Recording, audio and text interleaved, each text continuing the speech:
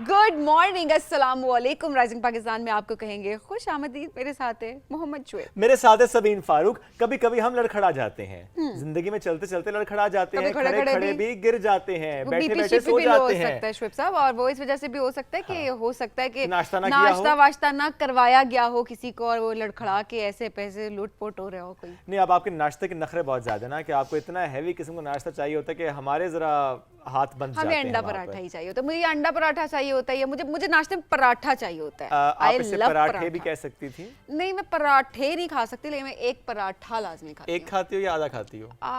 कभी आधा कभी एक। ओके, बट मैं खाती हूँ नाश्ता, बिकॉज़ रोज मैं पराठा खाती हूँ। ऑलराइट। अच्छा, अच्छा, आप में से कौन है जो पराठे अभी तक खाते हैं? हाँ। अभी तक से मेरी मुराद ये थी कि बहुत से लोग हैं जो छोड़ चुके हैं पराठों को, जस्ट लाइक मी। अच्छा, जो बहुत सारे लोग जब पूछ रहे होते हैं ना, वो कहते हैं चो पराठा खाते, लगता नहीं है पराठा खाते। देखिए, मसला खाने में नहीं है, करते हैं। मैं ये बता रही हूँ। देखिए, हाँ। मसला खाने का नहीं होता, मसला होता है कि आप किस तरह से खा रहे हैं और किस टाइम पे खा रहे हैं, कितना खा रहे हैं, और कितना भी खा रहे हैं। लेकिन देखिए वो कहते हैं ना कि ब्रेकफास्ट जो है ना, वो एक बादशाह के, इट शुड बी हेल्दी, वो आप हैवी कर सकते हैं। इट्स बिकॉज पूरा दिन आपकी एनर्जी होती है, और आपको पूरे दिन के जो अपने मील्स होते हैं उनको बैलेंस करना आपके लिए बड़ा ज़रूरी होता है। अगर आप बैलेंस नहीं करें, नाश्ता भी आप जी पहलवानों की तरह नहीं, नाश्ता आप बादशाहों की तरह करें, दिन का खाना पहलवानों की तरह खा रहे हो, रात का खाना। ये पहलवानों से इतनी क्या दुश्मनी है आपकी? रात का खाना फकीरों की तरह खाना चाहिए, बट ये आपने पहलवानों से इतना दुश्मनी क्यों निकाली है? वो ना खाएं बेचारे। वो खाएं खाना खाएं, दिमाग में खाएं। नहीं, दिमाग कोई नहीं खाता। पहलवान नहीं खाते, वो आपका काम है। ये आप किसी को ऑफेंड कर सकती हैं, ऐसे ना करें। पहलवान बिल्कुल भी दिमाग नहीं खाते। आई मीन टू से कि वो लोगों को डराते हैं ना, ऑब्वियसली एक लिहाज से, because they are very strong कह सकते हैं उनको। स्ट्रॉन्ग होते हैं एंड इट्स गुड, बिकॉज उनका काम भी है, और ऑब्वियसली उस लिहाज से उनको लेके चल रहे। टॉपिक कोई और है आज का। हाँ, टॉपिक तो नहीं, सवाल था, और सवाल करने नहीं दिया सबीन ने आज मुझे जी। और सवाल ये था कि मैं आज बताना चाहता हूँ आपको कि सबीन जो है वो कितनी एक्सपीरियंस्ड है। मैं देखें इसलिए लफ्ज़ इस्तेमाल किया है कि हम अक्सर ये बात कर रहे हैं कि जी नहीं, एज ना पूछें हमारी। हम अक्सर ये बात करते हैं कि ओ हो नहीं मैं इतना पुराना नहीं हूँ। नहीं, पूछ नहीं रहा ना सबीन। माय क्वेश्चन इज कि हम क्यों इतना घबराते हैं ये बताते हुए कि हमारी ये एज है। I mean it's just a number. I am 36। That was too abrupt, by the way. Anyways, अच्छा, अभी भी आप मेरे 36 पे भी आप लोगों को डाउट है तो मैं कुछ नहीं कर सकता। लेकिन मैं क्वेश्चन इसके मैंने सबीन से पूछना ये था, बल्कि आपसे भी पूछना था, इस फोन से मुताल्लिक कौन कौन जानता है, किसके दौर में ये फोन था? अरे 90s और 90s के बाद के बच्चे इस वक्त, वो तो पहले वाले तो जानते ही जानते हैं, लेकिन 90s किड्स जो हैं वो ये ना कहें कि जी हमने तो नहीं पता इस फोन का। भाई हम सबको पता है। वो अलग बात है कि छोटे हम उस टाइम पे इतने थे कि हमें डायल नहीं सही से करना आता था। नंबर यहाँ हम सीखते थे। डायल नहीं करना आता था। अम्मा पापा डायल करके देते थे। तुमने 4 साल की उम्र में डायल करना क्यों था? ये वाला पॉइंट ना, मैंने क्यों डायल करना था? सही कह रहे हैं। नहीं, वो अब्बा को कॉल करने के लिए 4 साल की उम्र में, 5 साल की उम्र में अम्मा को। हाँ, ऑफिस में। आजकल के 3 साल के बच्चे को आप देखें, उसको पूरा फोन चलाना आता था। हमारे जमाने के हमें मोबाइल अलाउ नहीं था, और ऑनेस्टली ये वाला फोन भी था ही नहीं मेरे वक्त में। आपके वक्त में की बात हो रही है, मेरे वक्त में। अच्छा, डायल करो, चलो डायल करो। अच्छा, आई वांट टू नो कि if you can dial it और नॉट। ओके, कनेक्टेड है? जी, कनेक्टेड है, डायल करें। हाँ। किसका नंबर डायल करूं? जिसको करना चाहे। मैं आपका भी डायल कर सकती हूं। Okay, please dial it. Okay जी। हाँ, करो। 0 से स्टार्ट करते हैं ना? What? I mean, yes. Okay, 0 से स्टार्ट करते हैं। आपका नंबर क्या है? मैं क्यों बताऊं यहाँ पे? बताए ना प्लीज। 0 डायल करो, 0। अच्छा, मैं अपने अब्बा को डायल करती हूँ। करो। 0 कैसे डायल करते हैं? करो एक दफा ट्राई। 0 से यहाँ से लेके आओ, इस तरफ लाओ ना। पूरा डायल करना होता है? Are you acting? No, I am serious. I swear to God, मुझे नहीं आता भाई। मैं बस बहुत है, वापस दो। नहीं, मुझे नंबर मिलाना है वाकई। अरे नहीं मिलाना ना, नंबर नहीं मिलाना पूरा। क्या बात करोगे उनसे? लेकिन मैं सिर्फ बताना चाह रहा था आपको, अरे नहीं है कनेक्टेड यहाँ पे, बट मैं बताना चाहता था कि आपको सबीन को वाकई नहीं पता इस फोन का। मुझे नहीं पता, मुझे I don't that, but obviously ये मुझे वाकई नहीं पता। Does that mean कि जेन जी को नहीं पता इस फोन का? कैसे पता होगा भाई? मिलेनियल्स को नहीं पता सही से, तो जेन जी को कहाँ पता होगा?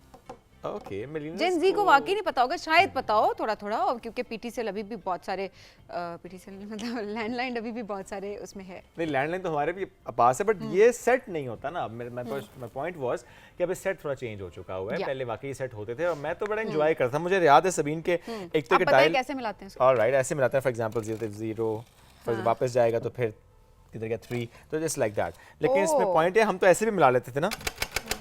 ये कैसे होता था? और समहाउ होता था, किसी को नंबर मिल जाता था। अच्छा वो जो फेक कॉल्स कर रहे होते थे, प्रैंक कर रहे होते लोगों के साथ, हाँ ये वैसे हमने भी काफी किया है। Okay. ये वाला काम हम लोगों ने किया काफी। कोई काम तो ऐसा है जो इस एज में सेम हुआ है, वरना सबीन कहती नहीं मेरे तो वक्त में था ही नहीं ये। वो तो फौरन से ना बन जाती है। मैं ठीक बात कर रही हूँ, नहीं I am not 18। What's your age? Sweet 16, you know। ये भी जरूरी है कि नहीं, आप that's my point, हम क्यों नहीं एज बताते अपनी? अरे नहीं, हमारा दिल करता बताने का। कन्विंस मी ना, क्यों नहीं बताना, मैं क्यों कन्विंस करूं, नहीं करना मुझे। अच्छा तो आप +30 है कि -30 है? +30 है -30 है। 30 से ऊपर है कि माइनस है? 30 से ऊपर नहीं है। अल्लाह का वादा करो। अल्लाह का वादा। 30 नहीं क्रॉस हुआ अभी? नहीं 30 नहीं क्रॉस हुआ अभी? 30 कैसे क्रॉस हुआ? 30 पर बर्थडे हो जाए तो क्रॉस नहीं हो जाता? नहीं पूछ रहा हूँ, तुम नहीं हुई 30th की? Very bad. पूछ रहा हूँ। अच्छा वैसे आज की जो दौर है ना उसमें वैसे ही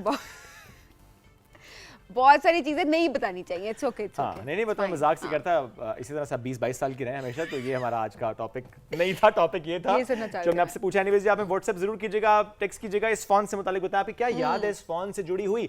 कभी आपने जो फेक कॉल की हो, फेक कॉल सब ज्यादा होती है, प्रैंक किया हो उस वक्त में, तो वो एक्सपीरियंस कैसा था जब माँ बाप से डांट पड़ी थी। अच्छा मेरी एक याद है कि हम इस तरह डायल करते थे, हम आगे से ना मिस्टर बूटा स्पीकिंग हम ये कहते थे। आई डोंट नो उस वक्त कोई ड्रामा था जिसमें कैरेक्टर था, तो हम सब ना जो भाई थे हम इसी तरह कॉल करके कहते थे मिस्टर बूटा स्पीकिंग, तो ये हमारा होता था। अच्छा और एक ये भी होता था ना जब अल्फा ब्रावो चार्ली आया था, तो उसमें हेलो और वो जो वो उनका नाम मुझे बोल के चार्ली का जो सीन होता था, अल्फा थे चार्ली का सीन होता था, बस एक सीन होता था, फोन वाला सीन बहुत वायरल हुआ था। तो ऑब्वियसली वो सारे प्रैंक भी सारे जो है ना वो सारे इस फोन के थ्रू कर रहे होते थे। और ये वो फोन है जिसपे बड़े झूठ भी हमसे बुलवाए गए जी। जब फ़ोन घंटी बजती थी, ओह बेल बजी है फ़ोन की, उठा के बस रिसीव करके कह दो पापा घर पे नहीं है उठा के कह दो अम्मा घर पे नहीं है। तो ये फ़ोन है जिससे बहुत सारी यादें हम सबकी वाबस्ता हैं। तो आज आपने ज़रूर बताना है। अच्छा हम हमेशा ये बात कर रहे थे, ठीक है जी नया दौर है, अब तो मोबाइल फ़ोन है जी, अब ये किस तरह के फ़ोन कौन देखता है, ब्ला ब्ला ब्ला, बहुत सारी चीज़ें हम देख रहे होते हैं कि हम बच्चों को बताई जा रही होती है। लेकिन मुझे ऐसा लगता है कि बच्चों को हर दौर के बारे में पता होना ज़रूरी है। इसमें कोई ऐसी बात नहीं कि वो चीज़ उनके इस्तेमाल की नहीं है, बट हमारे बच्चों को पता तो होना कि किस तरह से क्या चीज़ इन्वेंट हुई है और पहले किस चीज़ का कितना इस्तेमाल था। बच्चों के दिमागों को जंग नहीं लगते, और ये इसमें कोई आप ये नहीं हो जाता कि अच्छा जी हम क्यों पुराने दौर में जाएं, हम क्यों उस दौर की बात करें जब नया दौर है। ठीक है, नए दौर के साथ आप जरूर चलें, कोई नहीं कह रहा कि मोबाइल फोन छोड़ के आप लैंडलाइन पे वापस आ जाएं। लैंडलाइन भी इंपॉर्टेंट है, लैंडलाइन भी इंपॉर्टेंट है, बट स्टिल शोएब ये होता है ना कि क्यों हम इस फोन पे, हम क्यों, लोगों की सोच एक होती है, मैं उसकी बात कर रही हूँ। बट ये ज़रूरी है कि अपने बच्चों को हिस्ट्री के साथ जोड़े रखें। वो चाहे कोई नई इन्वेंशन है, पहले क्या इस्तेमाल होता था चीज़ों का, और उसके बाद दौर ने किस किस तरह से किस किस दौर में तरक्की हुई है, क्या चीज़ आई है, तो अपने बच्चों को के अंदर क्रिटिकल थिंकिंग डेवलप करें। तो आज हमारा मौजू भी ये था कि किस तरह से आज हमारे बच्चे देख रहे होंगे, और हम चाहते हैं कि इस फ़ोन के बारे में जितनी इन्फॉर्मेशन आप लोगों के पास है, आप गूगल करें, चैट जीपीटी पे जाएं, ठीक हो गया, एआई के और डिफरेंट टूल्स हैं, आप उनको इस्तेमाल करें। आप हमें ज़रूर बताएं कि इस फ़ोन से रिलेटेड आपके पास क्या क्या इन्फॉर्मेशन है, और ये ज़रूरी है ताकि आपकी एक रिसर्च वाली जो चीज़ है ना वो सुबह सुबह आपका दिमाग हम जगहें एक्टिव करें। बहुत ज़रूरी है, तो अपनी यादें शेयर करें, नॉस्टैल्जिया विद दिस फोन आपने शेयर करना है हमसे। हम बढ़ेंगे आगे एक ब्रेक की तरफ, ब्रेक से वापस आएंगे, रहिए हमारे साथ। ये है राइजिंग पाकिस्तान।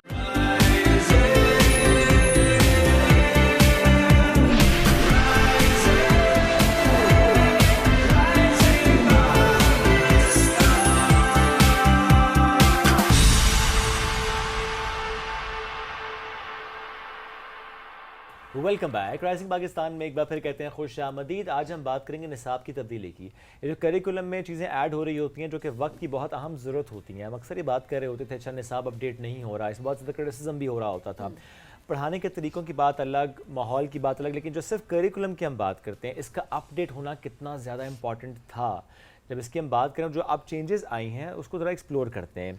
स्पेशली 9th का करिकुलम या फर्स्ट ईयर का करिकुलम, जब बच्चा स्कूल से कॉलेज जाता है तो वहाँ के करिकुलम में जो अपडेट हुई है इस पर बात करना बहुत ज़्यादा इंपॉर्टेंट है। तो इस हवाले से बात करेंगे। हमारे साथ मौजूद हैं जी माहिर तालीम है हिरा रियाज चौहान साहब। अस्सलाम वालेकुम, कैसी हैं हिरा साहब? वालेकुम सलाम, मैं ठीक ठाक हूँ, आप ठीक हैं? अल्हम्दुलिल्लाह बिल्कुल ठीक, बहुत शुक्रिया प्रोग्राम में ज्वाइन करने के लिए। हिरा साहब थोड़ा सा अपना पॉइंट ऑफ व्यू ज़रूर बताइएगा कि कितना इंपॉर्टेंट होता है वक्त के साथ चेंजेस लेकर आना निसाब में।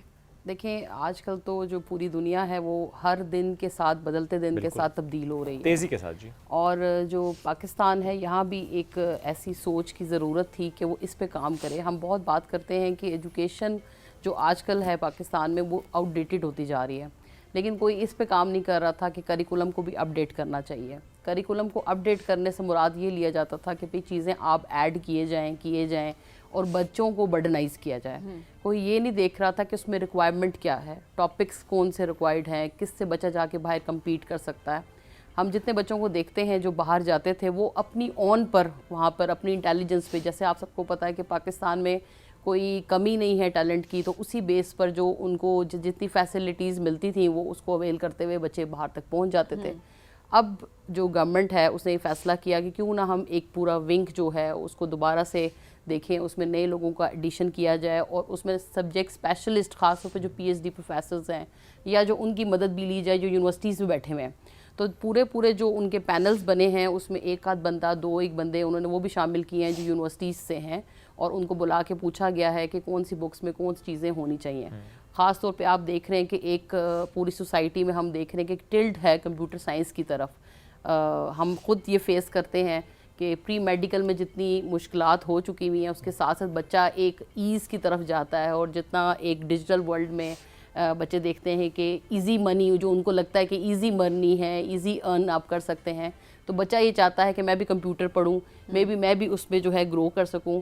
और उसके साथ साथ सिर्फ जो हम कमी देख रहे हैं कि करिकुलम तो हो गया एडवांस, लेकिन साथ उसमें जो एक गाइडेंस है उसका होना भी बहुत ज़रूरी है। आई थिंक अब गवर्नमेंट फर्स्ट स्टेप के बाद सेकंड स्टेप ये भी लेगी कि उनको प्रॉपरली गाइड भी किया जाए। जो 9th का करिकुलम है और जो फर्स्ट ईयर का करिकुलम है, इन दो को भी तब्दील किया गया है, इनको फोकस किया गया है। पार्ट 2 जो कि 12th क्लास है या 10th क्लास है उसको इसलिए नहीं छेड़ा गया कि उसी पैटर्न पे बच्चे एक साल कर चुके हैं, जी कर चुके हैं, तो उसी पैटर्न पे चलें और नए बैच में नए ईयर में उसको चेंज किया जाए। चेंजेस क्या क्या आई हैं? चेंजेस में टॉपिक्स होते हैं, जैसे हम पिछले दिनों बात कर रहे थे, खासकर जो कंप्यूटर साइंस है उसमें अमूमन हमारे टीचर्स कहा करते थे और उनको कहा जाता था कि आप पढ़ाते ही क्या हैं, ठीक है, आप एक माउस पढ़ाते हैं और आप जो हैं एक खाली डब्बा सा है वो पढ़ाते हैं। सही बात है, हमने भी यही पढ़ा है। अब कल परसों ये इस पे बात हो रही थी क्योंकि जो बच्चा था वो कहता था कि प्री मेडिकल से आके फ़ौरन से मैट्रिक में अगर बायो पढ़ी है तो कंप्यूटर पे चला जाता था। लेकिन अब कल परसों हम इस पे बात कर रहे थे कि उन्होंने वो टॉपिक्स भी शामिल कर दिए हैं जो शायद फर्स्ट ईयर के बच्चे के लिए इतने सूटेबल नहीं है, थोड़े से मुश्किल हो जाएंगे।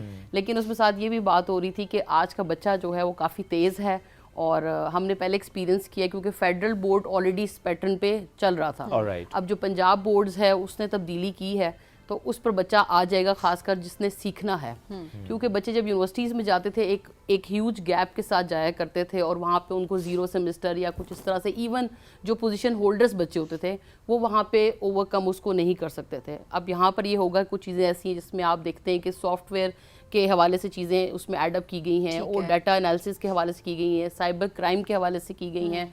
मतलब ये सारे एरियाज हैं जिनको उसमें कवर किया गया। आज के दौर से भी तो रिलेट कर रहे हैं। जी, ये भी ज़रूरी है कि एआई का देखें बहुत आजकल है, तो वो बच्चों के लिए ऐड किया गया ताकि कंप्यूटर का जो बच्चा है उसको ये पता हो।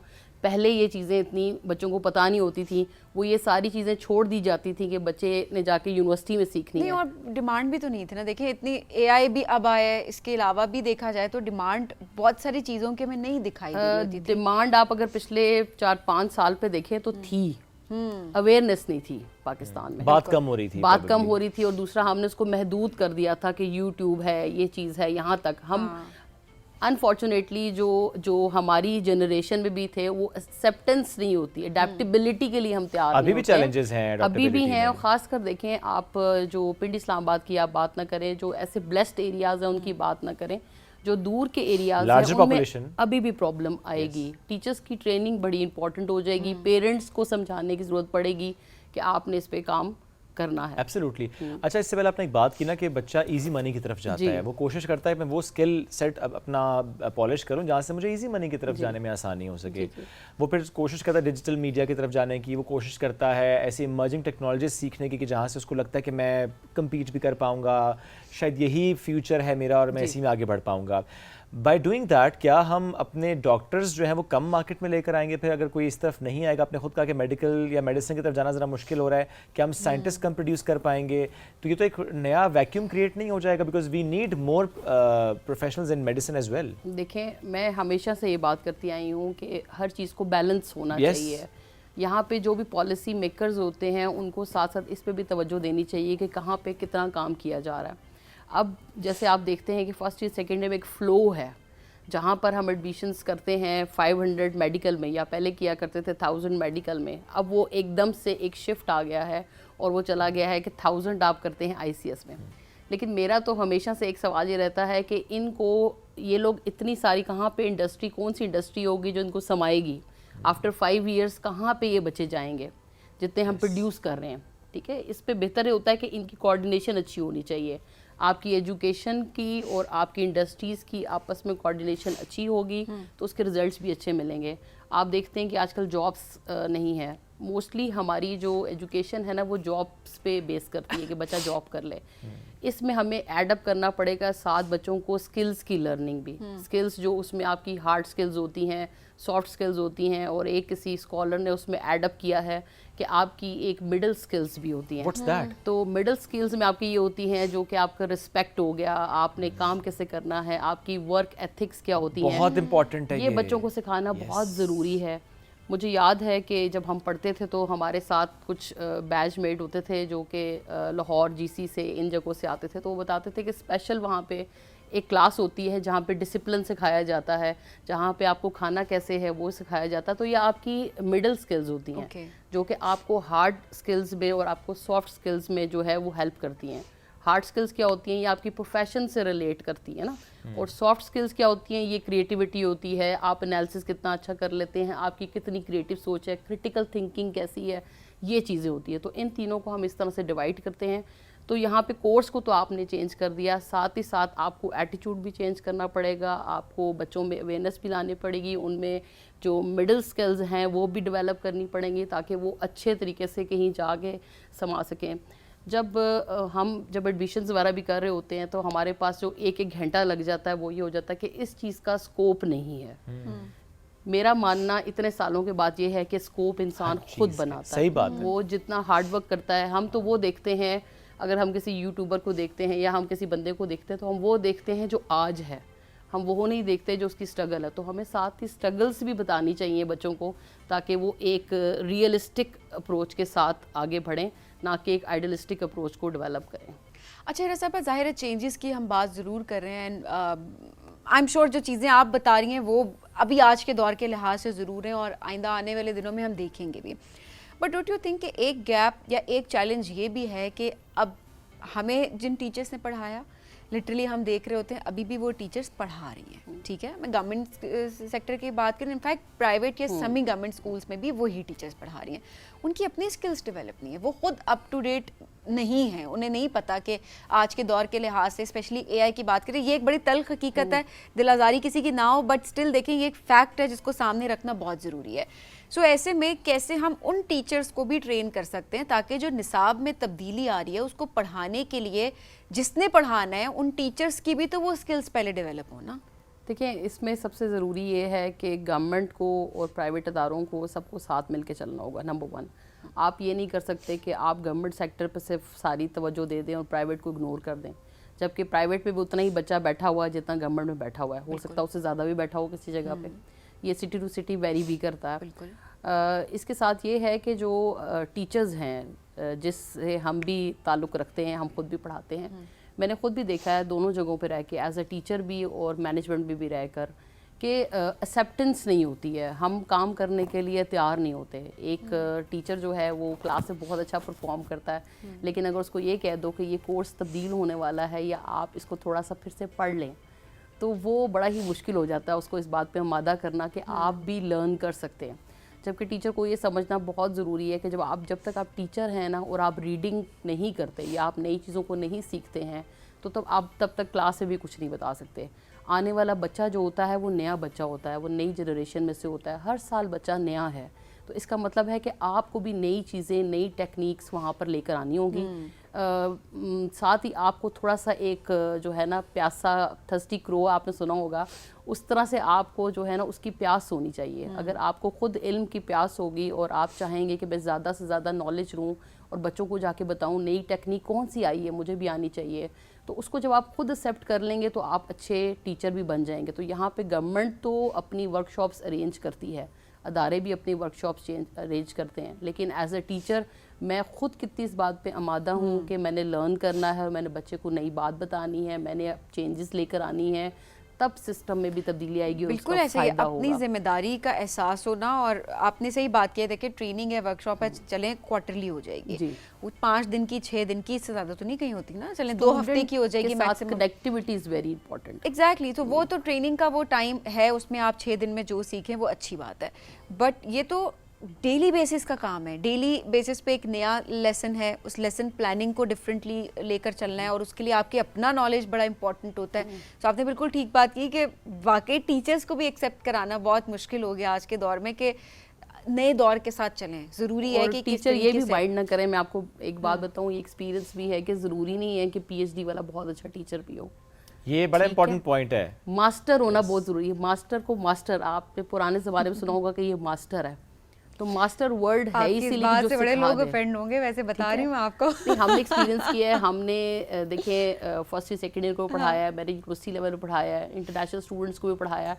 इस सब से मैंने ये लर्न किया है कि मास्टर को मास्टर होना चाहिए। ये ज़रूरी नहीं है कि आप पीएचडी हैं, आप बहुत अच्छे टीचर हैं। ज़रा आप जहन में खुद रिकॉल करें, आपको वो टीचर याद होगा जिसने आपको आपके लेवल पर आके बात सिखाई होगी, ना कि उसकी जिसने अपनी आगे बताई होगी कि ये पीएचडी, वो आपको शायद याद भी नहीं होगा। हो सकता है अपने सब्जेक्ट में तो वाकई वो बहुत अच्छा हो, लेकिन वो जो पढ़ाने का एक अंदाज होता है ना, टीचिंग मेथडोलॉजी, उसमें अगर आपके पास वो आर्ट और स्किल है ही नहीं तो आप बच्चे तक वो बात पहुंचा ही नहीं पाएंगे। बच्चे के लेवल पर आना बहुत ज़रूरी होता है। अगर आप इतना ऊपर ऊपर पढ़ाएंगे तो फिर बच्चा तो नहीं जाएगा, बच्चा तो नीचे ही जाएगा। चीज़ ये भी है कि आपको आजकल के बच्चे को ना, आपने उसके साथ इमोशनली कनेक्ट होना होता है, तब बच्चा पढ़ता है। अच्छा, हमारे वक्तों में आई थिंक ये कनेक्शन शायद समहाउ एस्टैब्लिश हो जाता था टीचर्स के साथ। अब तो बच्चे जनरली भी थोड़ा सा कम इमोशनल है। कहाँ होता था? मुझे लगता है कि कोई होता दुका था। आप बड़े लकी रहे होंगे, मैं सीरियसली कह रही हूँ कि कुछ एक्सपीरियंसेस होते होंगे, बट ऑनेस्टली हमें तो अगला सवाल पूछते हुए डर लगता था। अब मुझे लगता है कि काफ़ी हद तक चीज़ें बदलती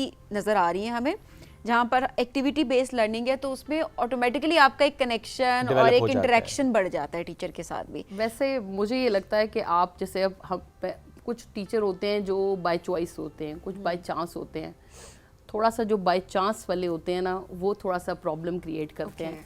पाकिस्तान में भी बिल्कुल ये होना चाहिए कि जैसे आप बाकी सारी जॉब्स के लिए एक साइकी का टेस्ट करते हैं, तो इस जॉब के लिए भी टेस्ट होना चाहिए, ताकि जो बच्चे, टीचर की भी बहुत सारे प्रॉब्लम्स, फैमिली के प्रॉब्लम्स हैं, चीज़ें हैं, वो सामने आती हैं और वो आके क्लास में नज़र आती हैं, और उसकी वजह से बच्चे मुतासर होते हैं। फेवरेटिज्म की आप बात सुनते हैं, बाकी चीज़ें होती हैं। आजकल ये बच्चों को इतनी अवेयरनेस है कि मैं आपको बताऊं कि बच्चा बहुत ज़्यादा चीज़ों पे आके बात करता है आपके साथ, वो A to Z बताता है कि ये क्लास में हुआ और ऐसे ऐसे हुआ। तो आजकल तो पॉसिबल ही नहीं है कि आप बच्चे के साथ कोई गलत बात कर सकें या कुछ इस तरह से हो। हाँ, साथ ही इसमें पेरेंट्स का भी रोल आ जाता है। पेरेंट्स को भी चाहिए कि बच्चे को ये कहकर मत भेजें कि आपको अगर किसी ने कुछ कहा तो मुझे बताना। इससे बच्चा फिर इसी नज़र से देखता है कि टीचर कैसा है, कैसे पढ़ा रहा है, क्या कर रहा है। इसमें बैलेंस रखना बहुत ज़रूरी है ना, कि बच्चों को आपने बताना है कि अच्छा ये बाउंड्रीज हैं, ये आपके रेड लाइन है, तो कोई अगर क्रॉस करे तो ज़रूर बताएं। अदरवाइज़ ये भी उनके अंदर डालें कि टीचर रूहानी माँ बाप का दर्जा रखते हैं, आपने उनकी रिस्पेक्ट करनी है, उनको सुनना है, उनको मानना है और शेयर करना है। जब वो बच्चा आपसे शेयर करेगा तो आपको ऑटोमेटिकली मालूम हो जाएगा कि कहाँ पे कुछ गड़बड़ है, फिर आप उससे ज़रूर बात करें। लेकिन पहले से आपकी बात बड़ी इंपॉर्टेंट है। पहले से अगर आपने बच्चे में ये कह दिया तुम्हें कुछ कहे ना मुझे बताना, फिर मैं देख लूँगा, तो ये काम यहाँ पे ख़राब हो जाता है। बच्चा फिर इसे एक्सप्लॉइट करता है सिचुएशन को। अच्छा, अगर हम एक ही एज ब्रैकेट के बच्चों को कंपेयर करना चाहें, चूँकि हम बात करते हैं कि अच्छा हम इंटरनेशनल कंपेरिजन्स कर रहे होते हैं अपने निसाब को लेकर, तालीमी इदारों को लेकर। सो फॉर एग्जाम्पल हमारे यहाँ का 9th का बच्चा और यूरोप का एक 9th का बच्चा, या अफ्रीका का एक 9th का बच्चा, या चाइना, रशिया या ऑस्ट्रेलिया, डिफरेंट खित्तों की हम बात कर लेते हैं। क्या हमने कभी ये स्टडी भी की है कि मुख्तलिफ खित्तों में सेम एज ब्रैकेट के बच्चे जिस ग्रेड में हैं, क्या वो वाकई मोर और लेस सेम ही स्टेज पर खड़े हुए हैं या कि बहुत डिफरेंस है? मेरे ख्याल में आपको किसी और खित्ते में जाने की तो ज़रूरत ही नहीं है। आप अगर पाकिस्तान में ही रहें तो 9th का बच्चा आपको डिफरेंट सिस्टम्स में डिफरेंट लगेगा। कैम्ब्रिज में पढ़ने वाला बच्चा बिल्कुल मुख्तलिफ होगा, जो आपका पंजाब टेक्स्ट बुक पढ़ रहा है वो बिल्कुल डिफरेंट होगा। फेडरल का बच्चा होगा, उसकी बुक्स का जो है नेशनल बुक फाउंडेशन की बुक्स पढ़ रहा होगा, वो बिल्कुल मुख्तलिफ होगा। O लेवल्स A लेवल्स वाला बच्चा बिल्कुल मुख्तलिफ होगा। और इसी चीज़ को गवर्नमेंट एड्रेस कर रही है कि आप वन करिकुलम करें, वन नेशनल करिकुलम होना चाहिए, ताकि उसके बाद देखा जाए कि बच्चे में क्या ये मुमकिन होता है कि आप ओ लेवल्स और जो सिंपल एक 9th का बच्चा है, इसका करिकुलम भी मोर लेस सेम रख सकते हैं? Is it possible? रख सकते हैं। इसके लिए जैसे आप जो सब्जेक्ट स्पेशलिस्ट वगैरह बिठाते हैं, उनसे अगर आप पूछें और उनसे कहें कि वो बुक्स डेवलप करें जो उस लेवल पे हो, देखिए टॉपिक्स का फ़र्क है ना, उसमें एक्सप्लेनेशन का फ़र्क है, उसमें एक जो आप पैटर्न्स देते हैं उसका फ़र्क है, बाकी उस पर नॉलेज भी ज़्यादा दिया जाता है। हम अपने बच्चे से इतना एक्सपेक्ट ही नहीं करते, हम उसको जो बुक्स देते हैं, सारी बात है यहाँ पे अनफॉर्चुनेटली उन एरियाज़ को भी देखना पड़ता है जो बिल्कुल बैकवर्ड हैं। अच्छा, फिर उसके बाद आपका जो लैंग्वेज का बैरियर आ जाता है। अब आपने सुना होगा कि गवर्नमेंट ने स्ट्रिक्टली ये कहा है कि जिन एरियाज़ में इंग्लिश बच्चा नहीं पढ़ सकता, आप उसको उर्दू मीडियम में ही रखें। बिल्कुल। अब उन एरियाज़ में उर्दू मीडियम है, तो पहले तो आप ये देखें कि बच्चा जितना भी काबिलियत रखता होगा, अगर उसकी कम्युनिकेशन स्किल इतनी अच्छी नहीं है तो वो अपने आप को प्रेजेंट नहीं कर पाएगा। Language shouldn't be the barrier. इस्लामियत अंग्रेजी में पढ़े या उर्दू में पढ़े, कोई फर्क होना नहीं चाहिए। सोशल स्टडीज या माशरती इल्म, फर्क होना नहीं चाहिए। जी, मैं खुद हिस्टोरियन हूँ और जो मेरी पहली अपॉइंटमेंट थी वो पाक स्टडीज़ के लिए जब हुई, तो मुझे सबसे पहले क्लास में फेस ही ये करना पड़ा कि मैं क्लास में जाते साथ कहती थी कि हम बायलैंग्वेज रहेंगे। तो बच्चियाँ जो इंग्लिश में पढ़ना चाहती थी वो पूछती थी बायलैंग्वेज मीन्स व्हाट। तो मैं उनसे पूछती थी कि आपने इंग्लिश में पढ़ना है, आपको बायलैंग्वेज नहीं पता, क्योंकि वो कहते थे हम स्कूल में पढ़ के आए हैं इसलिए हमने इंग्लिश में पढ़ना है। बहुत बेसिक्स नहीं पता ना, बेसिक्स भी नहीं पता होती हैं, वोकैबुलरी इतनी इन्हांस नहीं होती, लेकिन सिर्फ पढ़ा होता है इसलिए आके फर्स्ट ईयर में पढ़ना है। मुझे लगता है ये जो अभी शोएब बात कर रहे हैं ना, ये बड़ी एक आइडियल सिचुएशन हो जाएगी अगर ये चीज़ क्रिएट हो जाए, बट उसके पीछे इतनी ग्राउंड रियलिटीज़ है ना, और इतने ज़्यादा चैलेंजेस हैं कि उनको पहले तो एड्रेस करना है, एड्रेस नहीं होते। अभी हम बात करें, एड्रेस की चीज़ें नहीं होती किसी एक लेवल पे आके जहाँ पर होनी चाहिए। उसके बाद आपने एक्सेप्टेंस लानी है कि भाई ये मसला है, और उसके बाद सॉल्यूशंस लाने में कई साल निकल जाते हैं, उसके बाद इम्प्लीमेंटेशन। और बट आई एम श्योर कि देखिए हम यहाँ बैठकर बात कर रहे हैं तो बात तो हो रही है ना अब। सो ये बड़ी इंपॉर्टेंट चीज़ है कि बात हो रही है, अब आहिस्ता आहिस्ता करके हम चेंज ज़रूर देखेंगे, ग्रेजुअली, बट चेंज आएगा। लेकिन इसमें एक चीज़ और भी जो मैं पूछना भी चाह रहा था, क्योंकि बहुत से बच्चे, मैं अपने घर के बच्चों की बात करूं जो कि अब ग्रोइंग एज में जो कि डिस्कस कर रहे हैं कि ऐसे चाचू मुझे अब 9th में मैं जाने वाली हूं, तो क्या मैं 9th में ये चली जाऊं या मैं ओ लेवल्स की तरफ जाऊं। तो अच्छा, हमने कुछ काउंसलिंग सेशंस भी अरेंज करवाए उनके, ये उनको बताया जाता है या समहाउ आई थिंक डिस्कशंस का हिस्सा होता है, अगर आपने बाहर जाना है तो आप ओ लेवल्स, ए लेवल्स की तरफ जाएं, अगर आपने पाकिस्तान में ही रहना है तो फिर आप 9th 10th करें। ये वाकई ठीक बात है? ये बात इसलिए ठीक है कि जब आप इक्विवेलेंस सर्टिफिकेट जाके लेते हैं ना, तो उसमें आपका कुछ परसेंटेज उन्होंने रखी हुई है जो कि कम कर दी जाती है। बिल्कुल ऐसे ही है। मैंने लास्ट ईयर मेरे पास एक बच्ची आई और वो डिप्रेशन उसको हो गया था, और उसकी वजह ये थी कि वो ओ लेवल्स की स्टूडेंट थी। ठीक है। और उसके मार्क्स जो वहाँ पे बनते थे वो 33% ही बनते थे, जो हमारी रिक्वायरमेंट है कि आप इतने होंगे तो हम आपको एफएससी में एडमिशन दे देंगे। लेकिन जब आप इक्विवेलेंस लेने जाते हैं तो वो 31 हो गए, कम कर देते हैं, 31 हो गए। अब वो बच्ची घर में, क्योंकि जॉइंट फैमिली में रहती थी और घर वालों को वो फेस नहीं कर सकती थी, और जो उसका रिश्तेदार आता था वो ये कहता था कि ये फेल हो गई है, आपकी बेटी फेल हो गई है। तो वो उनको फेस ना करने के लिए वो इस बात को कहती थी कि मैं फेल हो गई हूँ, मैं इसका क्या हल है। उसके पेरेंट्स को मैंने एक बात कही थी कि पहले तो आप इसको ये कहना छोड़ें कि ये फेल हो गई है, ये पास है। लेकिन जब आप इक्विवेलेंस में जाते हैं, टेक्निकल इशू में जाते हैं, तब बच्चे का थोड़ा सा डिफरेंस हो जाता है। देखिए, ये एग्जांपल आपने कोट किए, इसलिए बड़ा इंपॉर्टेंट है से बात करना कि पहले ही आपको ना डायरेक्शन मिलनी चाहिए कि क्या आपने ओ ए लेवल्स की तरफ जाना है या कि आपने 9th 10th और एफएससी की तरफ जाना है। क्योंकि अगर आप मिडिल ऑफ समवेयर आप अपना पाथ चेंज करते हैं, फिर ये ऐसे केसेस आ जाते हैं हमारे साथ, डिप्रेशन होता है आपको। फॉर एग्जांपल, तो आपने 33% की बात की, वो A+ भी जब कन्वर्ट होता है तो वो यहाँ पे आगे चीजें गिर जाती हैं। फिर आप जब टेस्ट देते हैं यूनिवर्सिटी के लिए फॉर मेडिसिन और इंजीनियरिंग, सो आपके वहाँ परसेंटेज ड्रॉप हो चुकी होती है, बच्चा कहीं पर नहीं होता। यस, जितने ओ लेवल्स के बच्चे होते हैं वो बाद में एफएससी करते हैं। ओके। और वो करते इसलिए कि जब उन्होंने आगे जाना हो यहाँ पाकिस्तान में, तो उसकी वजह ये कि वो जो उनके मार्क्स थोड़े से पीछे हो जाते हैं। That means I am asking this again, Pakistan में रहना है तो फिर आप मैट्रिक करते हैं और बाहर जाना है तो आप ए लेवल्स, ओ लेवल्स तक। और इसमें आई थिंक ये भी एक अच्छी बात है कि इवन आपने अगर नॉर्मल मैट्रिक और एफएससी भी के तब भी आप बाहर जा सकते हैं, कोई इशू नहीं है। सो बेहतर के पर्सपेक्टिव से भी। प्लस मेरा पॉइंट ये कि अगर आपने सोचा हुआ कि बाहर जाना, फिर तो दोनों में से किसी सिस्टम में जाए, मसला नहीं है। लेकिन अगर आपने सोचा हुआ कि आपने बाहर नहीं जाना, फॉर एग्जांपल आपके एक सेट ऑफ माइंड है कि अच्छा मुझे मेरा ये गोल है, मैं यहाँ पे ये करना चाहती हूँ, तो फिर बेहतर है कि ओए लेवल्स ना करें। जी, ऑलराइट। इस चीज़ का इसलिए भी है कि आपकी जो डेट्स है ना, डेडलाइंस जिन्हें बोलते हैं, आप यूनिवर्सिटीज़ की, बोर्ड्स की, वो भी मैट्रिक और एफएससी के साथ होती हैं अलाइन, वो मैच नहीं करती ना। वो बच्चा फिर वो वेट पे लगा होता है, और वेट पे जब Sometimes तक होता साल ज़ाया हो है जाता 1 है। वीक रह, साल तो ज़ाया होता है क्योंकि 1 वीक रह गया, 2 वीक्स रह गए, रजिस्ट्रेशन नहीं हो सकती, और किसी और वजह से ना हो सके तो साल पूरा। अच्छा नहीं, इसमें अब देखें थोड़ा सा अगर पर्सनालिटी ग्रूमिंग के पर्सपेक्टिव से बात की जाए, और लिटरली अगर आप यूनिवर्सिटी में जाते हैं और अगर ओ लेवल्स कोई करके आया हुआ और किसी ने नॉर्मल मैट्रिक और एफएससी की हुई है, अगर अब हमारा जो आगे सिस्टम है उसमें तो कोई ऐसे सेग्रीगेशन नहीं है ना कि आप ये फलाना पढ़ के आए तो आप इस क्लास में, आप फलाना पढ़ के आए तो इस क्लास में। एक क्लास में जब बैठते हैं यूनिवर्सिटी लेवल में तो आपको डिफरेंस फील होता है, आपकी एक्सपोजर में फर्क होता है, आपकी पर्सनालिटी में फर्क होता है, आपकी नॉलेज में फर्क होता है, स्किल्स ही डिफरेंट होती आपकी हैं, स्किल्स से डिफरेंट डेवलप हुई हुई होती हैं। सो उस टाइम पर भी तो कम्पीट करना बड़ा मुश्किल हो जाता है आपस में कि दो अलग किस्म के बच्चे बैठे हुए हैं, बिकॉज एक ने नॉर्मल मैट्रिक और एफएससी की है, दूसरे ने ओए लेवल। इसकी एक बड़ी वजह है, देखिए जब बच्चे हमारे पास आते हैं ना तो हम लोग बहुत ज़्यादा सुनते हैं कि इर्द गिर्द वाले लोग क्या कह रहे हैं। अक्सर बच्चे आते हैं, मैं उनसे पूछती हूँ आपने क्या पढ़ना, वो कहती है एफएससी। मैं उनसे कहती हूँ आप एफएससी नहीं कर सकते, कहती नहीं वो मेरे घर के साथ वाली आंटी कह रही थी कि आप कर सकते हैं। मैंने कहा उन्होंने क्या पढ़ा हुआ है, कहती है कुछ नहीं, घर होती हैं। तो मैंने कहा आपने उनको फॉलो करना है। तो हम जब बच्चे से पूछते हैं, थोड़ा सा इंटरव्यू करते हैं, हमें पता चलता है कि बच्चा गाइडेंस ले कहाँ से रहा है। तो यहाँ पे करियर काउंसलिंग बहुत जरूरी है, और एडमिशन के टाइम पे specialised counselling in college it's very important.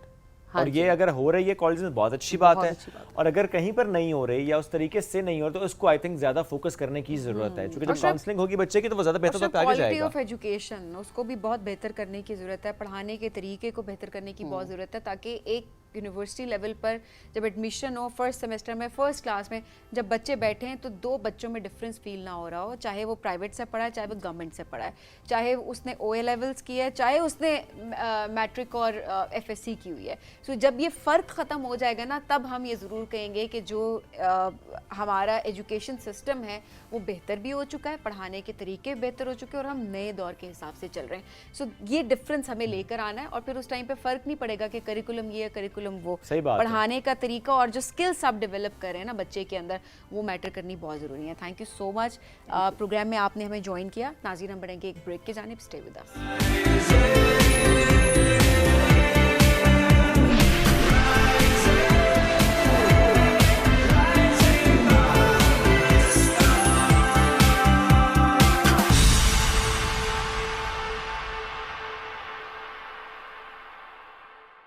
Welcome back. Rising Pakistan में एक बार फिर कहते हैं खुश आमदीद। Social media, use of social media, कैसे इसने हमारी ज़िंदगी को मुतासर किया है। बहुत से लोग बड़ी ज़बरदस्त एग्जांपल्स के साथ हमारे सामने आते हैं जिन्होंने effective use of digital media किया, बहुत आगे निकल गए। एट द सेम टाइम हमारे ही सामने बहुत सी ऐसी मिसालें भी मौजूद होती हैं जिन्होंने सोशल मीडिया के यूज़ से अपनी ज़िंदगी को बहुत ज़्यादा मुतासर किया है इन अ वेरी नेगेटिव वे।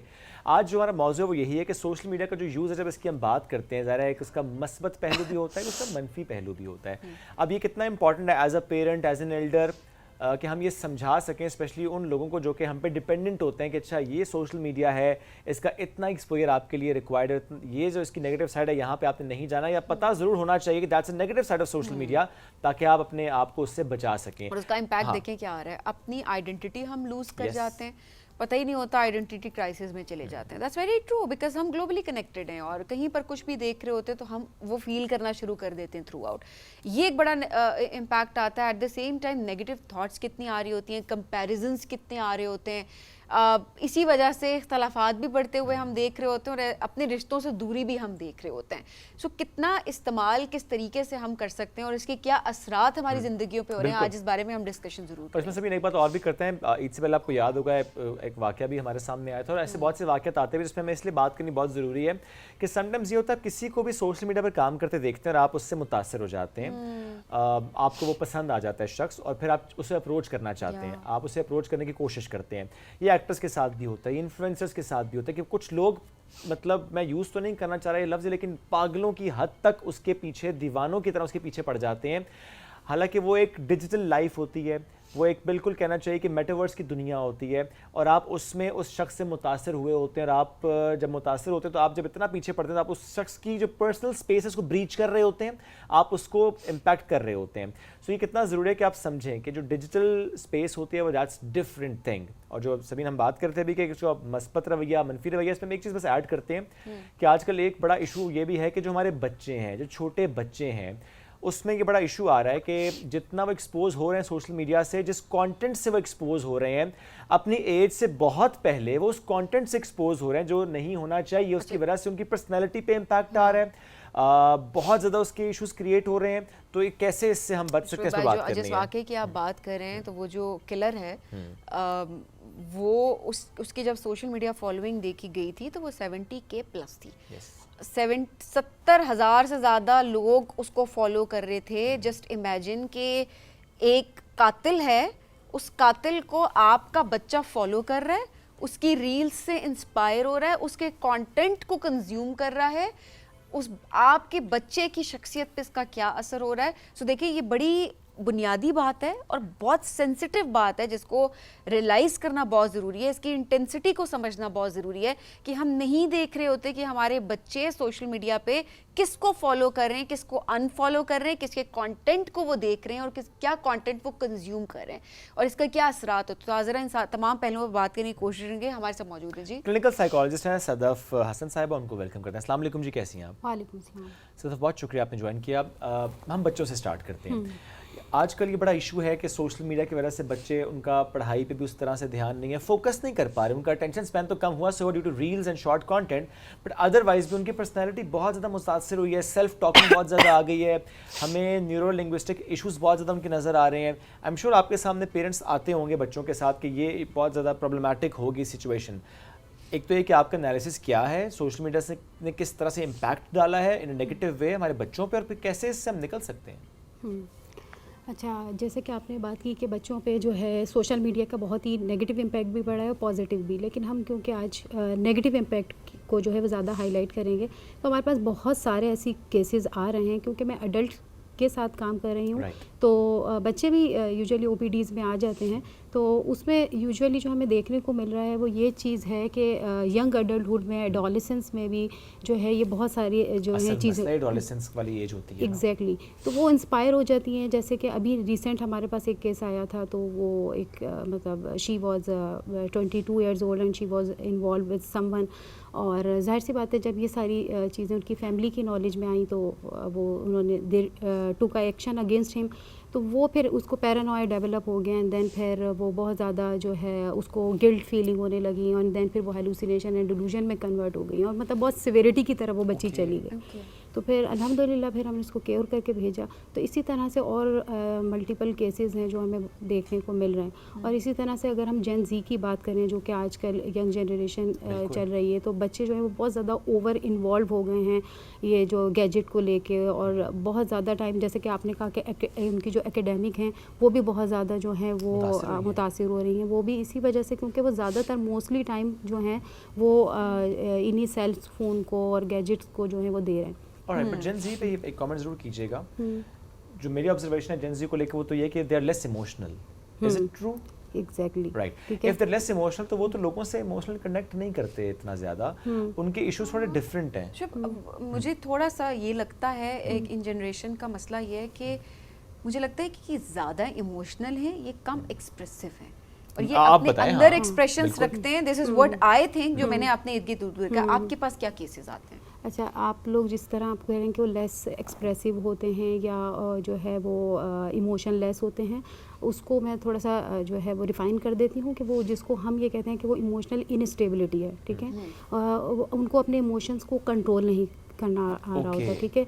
उनके अंदर टॉलरेंस जो है वो बहुत कम है, बहुत ज़्यादा वो डिपेंडेंट हैं, ठीक है। उनको वो अपनी चीज़ों को सेट करना नहीं आता, बहुत ज़्यादा अपने पेरेंट्स पे over they don't know how to fix things.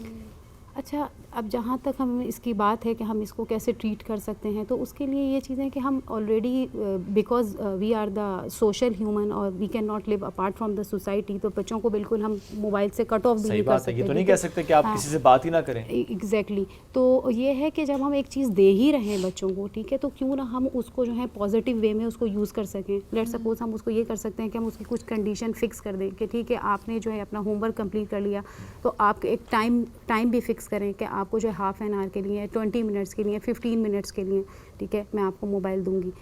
दे तो बच्चा वैसे भी यूज़ कर रहा है, तो अगर आप फिक्स कर देते हैं तो वो एज अ रिवॉर्ड वे जो है वो उसके लिए ज़्यादा जो है वो होता है कि वो उस चीज़ को ज़्यादा अच्छे तरीके से यूज़ कर सकता है। और एट द सेम टाइम आपका चेक एंड बैलेंस भी तो होता है ना।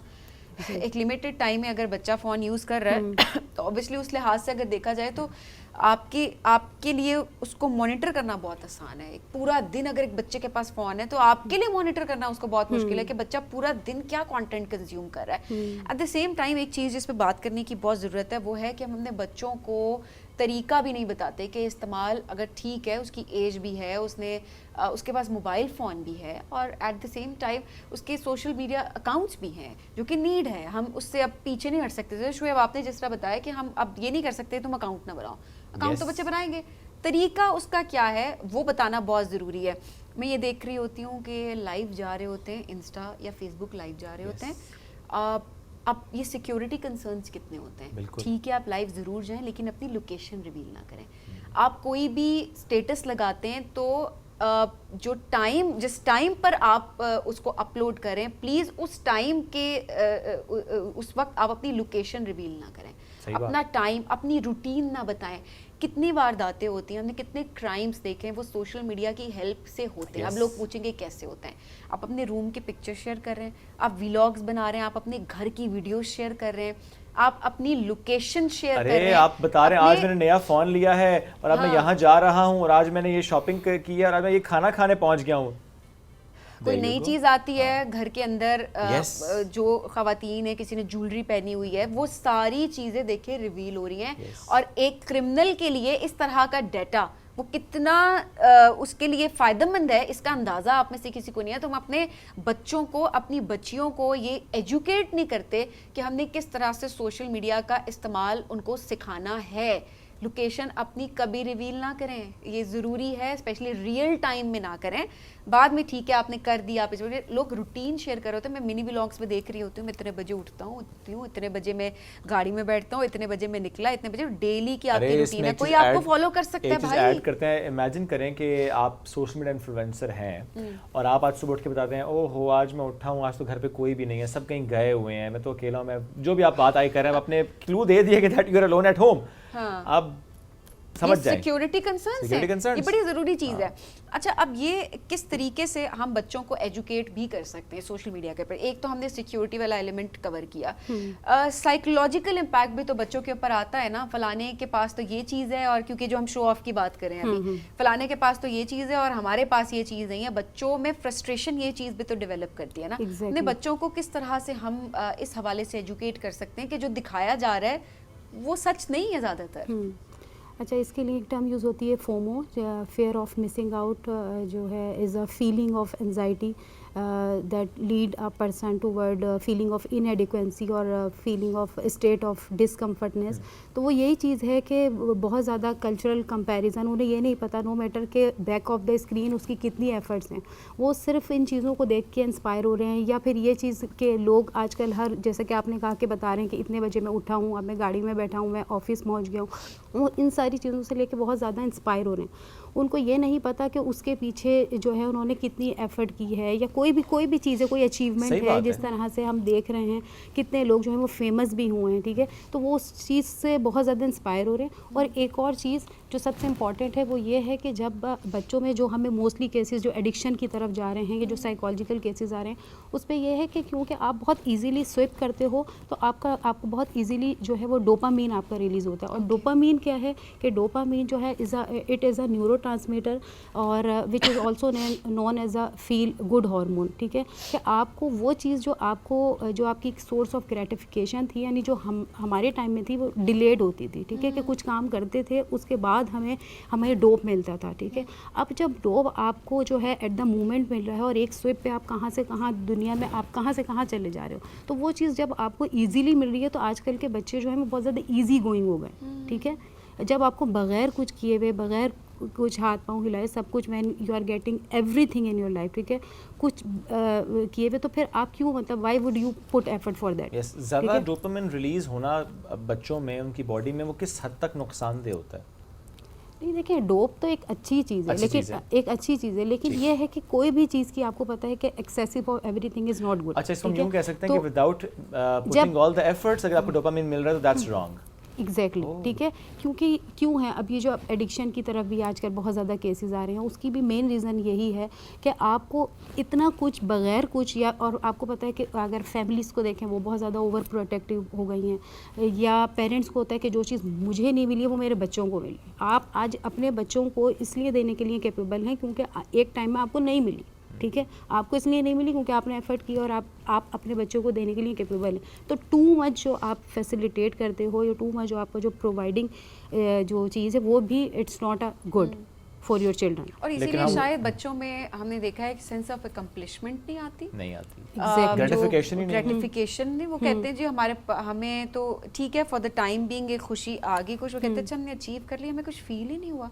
हमें जेन जी ये कहते हुए सुनती है ना कि फलानी चीज़ हमने उसके लिए बहुत मेहनत की कर करके मेहनत, कोई 6 महीने 7 महीने 10 महीने या सालों की मेहनत होती है अक्सर। जब वो चीज़ मिल जाती है वो कहते हैं पता नहीं हमें तो कुछ फील ही नहीं हो रहा। वो फील इसलिए नहीं हो रहा ना क्योंकि वो चीज़ आपको बहुत ईजीली मिल गई है, ठीक है। जो चीज़ आपको डिलेड मिलती है ना, उस जो जल्दी आती है वो जल्दी जाती है, जो देर से आती है वो फिर आपको टाइम तक आपको उस चीज़ को फील करते हो। और जो चीज़ जैसे आपको बना बनाया घर मिल जाए, आपको कभी भी वो नहीं फील होगा कि अब्बा ने बना के दिया, मगर आप खुद एक छोटा सा भी जो बनाएंगे वो आपके लिए बहुत वैल्यूएबल होगी। पैसे जमा किए हैं, उसको बनाया है, उसकी ईंट के अंदर भी आपकी जो एक मोहब्बत का एलिमेंट है ना, वो आपको जिंदगी भर याद रह जाता है। इसमें चीज़ और भी आपने इस दौरान बात की ना कि नॉर्मली हम सोशल मीडिया पे देखते हैं, अच्छा किसी ने कोई चीज़ हासिल की है तो हम फौरन से इंप्रेस हो जाते हैं उससे, हालांकि हमें नहीं पता उसके पीछे उसकी कितनी मेहनत है। Is that the comparison culture we are having in society?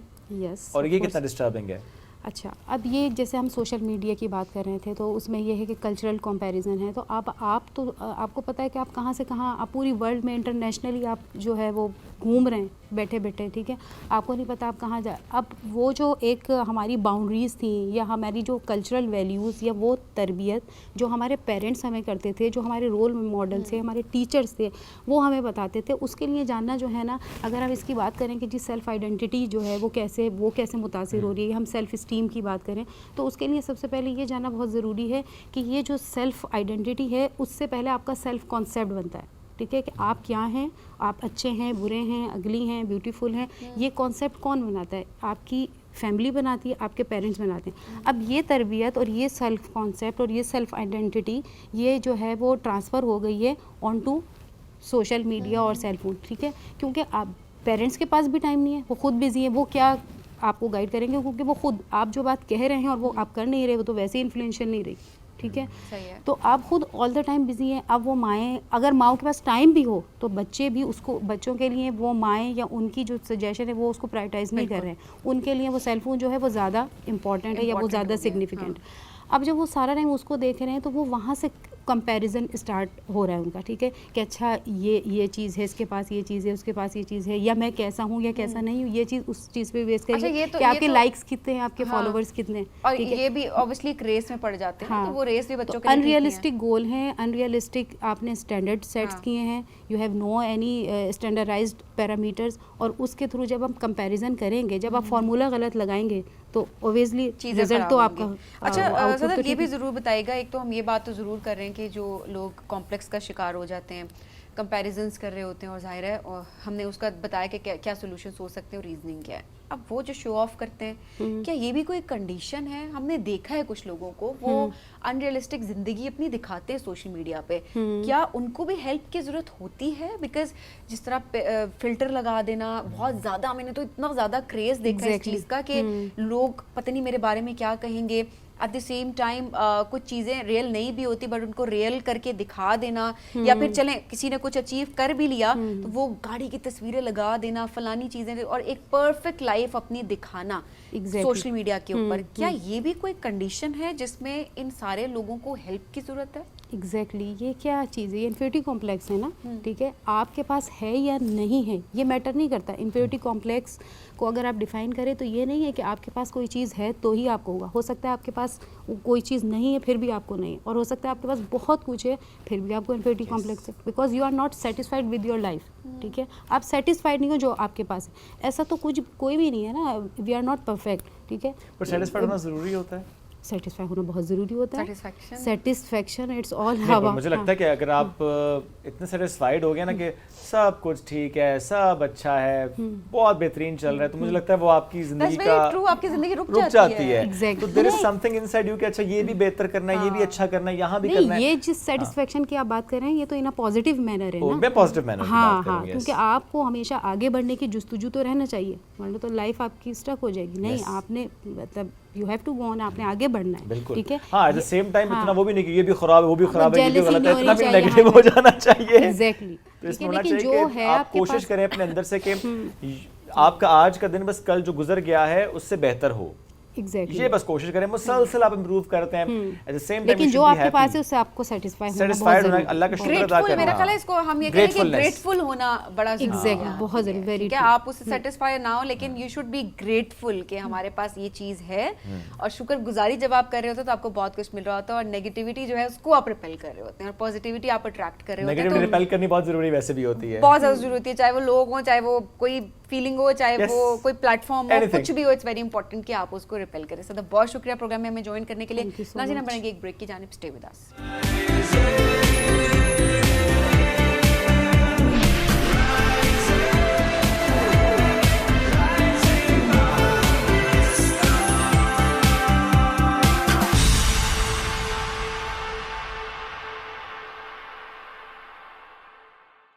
Welcome back. Rising Pakistan में एक बार फिर कहते हैं खुश आमदीद। Temperature is also rising which is not good. Pakistan should rise but not the temperature. आज हम इस मौजू पे बात भी करेंगे। जो क्लाइमेट चेंज के रीजंस पे हम बात कर रहे होते हैं कि उसमें ये भी वजह है, ये भी वजह है, ये भी कंट्रीब्यूटरी फैक्टर है और ये भी कंट्रीब्यूटरी फैक्टर है। हम बड़े आसानी के साथ एक लफ्ज़ कह देते हैं जी पाकिस्तान तो कार्बन एमिशन में बहुत नीचे है, less than 1% carbon emission Pakistan की तरफ से, बट मुतासरा ममालिक की फहरिस्त में Pakistan is one of the top. अब जब हम मुतासरा ममालिक की फहरिस्त की बात करते हैं और पाकिस्तान के हम कॉन्टेक्स्ट में इसको समझने की कोशिश करते हैं तो हम सब ये समझते हैं और ये देख भी रहे हैं, एक्सपीरियंस भी कर रहे हैं कि वो वक्त भी नहीं जब हम कहते हैं कि 5 साल बाद ये होगा या 10 साल बाद ये होगा, हो रहा है। We are actually experiencing that, जो हमने एंटिसिपेट किया था। फ्लड्स आएंगे, तूफान आएंगे, ये होगा, ड्रॉट एंड और बहुत जल्दी शुएब, हमने हमने तो प्रेडिक्शन बहुत बात की हुई थी कि पता नहीं कितने आने वाली नस्लें हमारी, और हमने मतलब इतना हम दूर अंदेशी का सोच रहे थे, वो चीजें बहुत जल्दी होने लगी। उसकी वजह काश क्या हम है? दूर अंदेश होते तो आज ये ना हो रहा होता, ये बड़ा इंपॉर्टेंट फैक्टर है। लेकिन इसमें एक बात हम और भी ऐड करते हैं जो आज का हमारा मौजू भी है, उसमें HVACR इंडस्ट्री यानी heating, ventilation, air conditioning and refrigerator industry जो है उसका क्या रोल है इन दिस क्लाइमेट चेंज, इस पर बात करते हैं। अच्छा, वैसे एक्सपर्ट्स ये बात कहते हैं कि ये इंडस्ट्री 20% तक बिजली इस्तेमाल करती है, जिससे माहौल में कार्बन जो है वो प्रोड्यूस होता है, कार्बन एमिशन बहुत ज़्यादा होता है, बहुत ज़्यादा होता है, और उसकी वजह से दर्जा हरारत बढ़ जाता है। अब हम क्या कर सकते हैं इस पर बात कर लेते हैं। किस तरह से, एंड बात भी तो नहीं होती ना इसके बारे में, हम प्लास्टिक बात ये होती है ना, एक और एसी लगा लो, एक और एसी लगा लो, और वो ऑब्वियसली अब असरात इतने होते हैं, गर्मी इतनी ज़्यादा बढ़ जाती है कि एसी तो देखिए ये तो नेवर एंडिंग प्रोसेस एक तरह से, हमें तो यही दिखाई दे रहा होता है कि इट्स नेवर एंडिंग, इसका क्या सोल्यूशन है।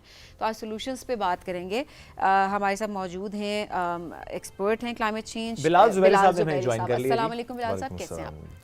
तो बहुत शुक्रिया प्रोग्राम में ज्वाइन करने के लिए। पहले तो मेरे ख्याल है इस टर्म को आप बहुत अच्छे से इलाबरेट करें आम अल्फाज में, ताकि हमें भी सही तरह से समझ आए, हमारे नाजरीन को भी। और चूंकि आपका ताल्लुक पाकिस्तान HVACR सोसाइटी से है, प्लीज जी thank you very much for inviting मी।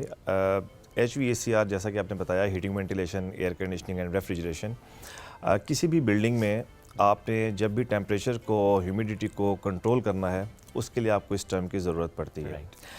आपकी कोई भी बिल्डिंग है, आपने ख़ुद बताया कि ये industry HVACR 20% of the whole Pakistan में इलेक्ट्रिसिटी कंज्यूम कर रही है। ये तो टोटल पाकिस्तान की बात हुई है, लेकिन अगर एक बिल्डिंग आप डिज़ाइन करते हैं उसमें 65 to 70% इलेक्ट्रिसिटी कंजम्पशन HVACR की होती है। जी हाँ, 70% उसकी एनर्जी HVACR कंज्यूम कर लेता है। एक बिल्डिंग बनी है उसमें आपका मैक्सिमम लोड किस चीज़ का होगा, लाइटिंग का या लिफ्ट्स वगैरह का, ये दो चीज़ें हैं। लेकिन जो मैक्सिमम आपका लोड जाना है 70% के करीब वो आपका HVAC का जाना है, बिकॉज आपके उसमें चिलर्स इंस्टॉल्ड होंगे या और आपका जो HVAC इक्विपमेंट है एयर कंडीशनड, एग्जैक्टली, तो वो बहुत ज़्यादा लोड कंज्यूम करती है ये हमारी HVAC जो इक्विपमेंट है। बट हम क्या करें? अब क्या करें, प्रॉब्लम ये है कि कुछ चीज़ें हैं जो हमारी ऐसी नीड है कि उसको हम नहीं छोड़ सकते। मतलब आप जब भी नेचर के अगेंस्ट हम जाएंगे तो उसके कुछ ना कुछ साइड इफ़ेक्ट्स होंगे। लाइक अगर अभी बाहर का टेम्परेचर इस वक्त 32 है और मैंने अंदर 26 मेंटेन करना है या 25 मेंटेन करना है, तो डेफिनेटली मुझे कुछ ना कुछ नेचर के अगेंस्ट जाके पैरामीटर्स लाने पड़ेंगे, कुछ ना कुछ चेंजिंग्स लानी पड़ेंगी अपने एनवायरनमेंट में। तो मैं एयर कंडीशनिंग का यूज़ करूँगा। इसी तरह अगर सर्दियों में मुझे हीटिंग करनी है तब भी मुझे एयर कंडीशनर का यूज़ करना पड़ेगा। तो मुझे एक इजाफी एनर्जी रिक्वायर्ड होगी, वो चाहे मैं bye means of other sources लेकर आऊँ। चूँकि पाकिस्तान में आपको पता है कि मैक्सिमम जो इलेक्ट्रिसिटी की प्रोडक्शन है वो फ्यूल के ऊपर होती है। IPPs हैं, क्योंकि हाइडल पे हम ज़्यादा रिलाय नहीं कर पा रहे, हाइडल से हमारी इतनी ज़्यादा जनरेशन नहीं हो रही, हमें ज़्यादातर फ्यूल्स यूज़ करना पड़ते हैं। उसकी वजह से एक तो वहाँ पे कार्बन इमिशन आपकी होती है, सेकेंडली वो कॉस्ट पीस में ऐड होती है। फिर HVAC जब खुद चलता है तो जब वो आपको अंदर कूलिंग प्रोवाइड कर रहा है तो डेफिनेटली आउटसाइड पे वो हीटिंग भी प्रोड्यूस कर रहा होगा, और उससे भी आपका एक फैक्टर है जो कि डिस्टर्ब करता है क्लाइमेट को। तो इसकी नीड से तो हम इनकार नहीं कर सकते कि इसकी नीड कम होगी फ्यूचर में, ये बढ़नी है। अगर मैं आपको क्लाइमेट चेंज के हवाले से एक थोड़ा सा बैकग्राउंड और फिगर्स बताऊं, 1880 से 2025 जो अभी चल रहा है, हम देखें तो 1.7 डिग्री सेल्सियस राइज़ हुआ है ग्लोबली वेदर में, यानी कि 2 डिग्री सेंटीग्रेड का आपके ये तकरीबन बनते हैं 145 साल। लेकिन जो फोरकास्ट है 2099 तक या 2100 तक, उसमें 2 डिग्री का और एडिशन होने जा रहा है। तो आप देखेंगे 125 सालों में कितना हुआ और अगले 75 सालों में कितना ज़्यादा होने जा रहा है। तो global warming and climate change तो एक फैक्ट है, उससे इनकार नहीं किया जा सकता। अच्छा, वैसे जब भी 1 डिग्री टेम्परेचर ग्लोबली राइज होता है उसका क्या इम्पैक्ट होता है? देखिए 1 डिग्री राइज टेम्परेचर के बाद आपके सबसे पहले तो ग्लेशियर्स का पिघलना है। ठीक है। मैं आपको एक बहुत अच्छी मज़े की चीज़ बताता हूँ, आप भी हैरान होंगे। पाकिस्तान जो है उसके अगर 2 एंड्स आप देखें, पिछले दिनों जैकबाबाद में 51 डिग्री सेंटीग्रेड था, लेकिन अगर आप राकापोशी में देखें तो वहाँ पे -36 डिग्री सेंटीग्रेड था। तो इस टेम्परेचर का डिफरेंस 86 डिग्री टेम्परेचर एक ही मुल्क में आ रहा है।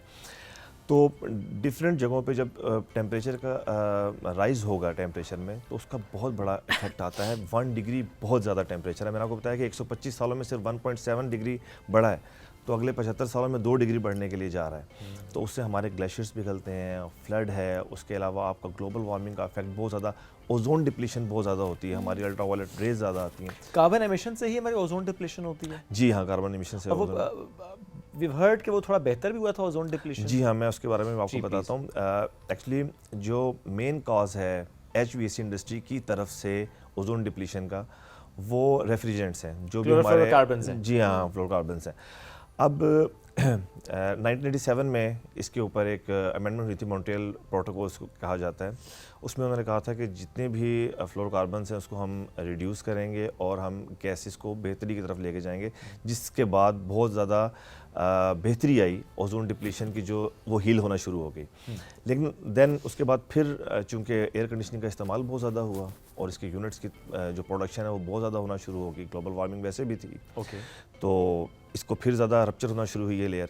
अच्छा। जी हाँ, अब कुछ ऐसी रेफ्रिजरेंट्स आना शुरू हुई हैं मार्केट में।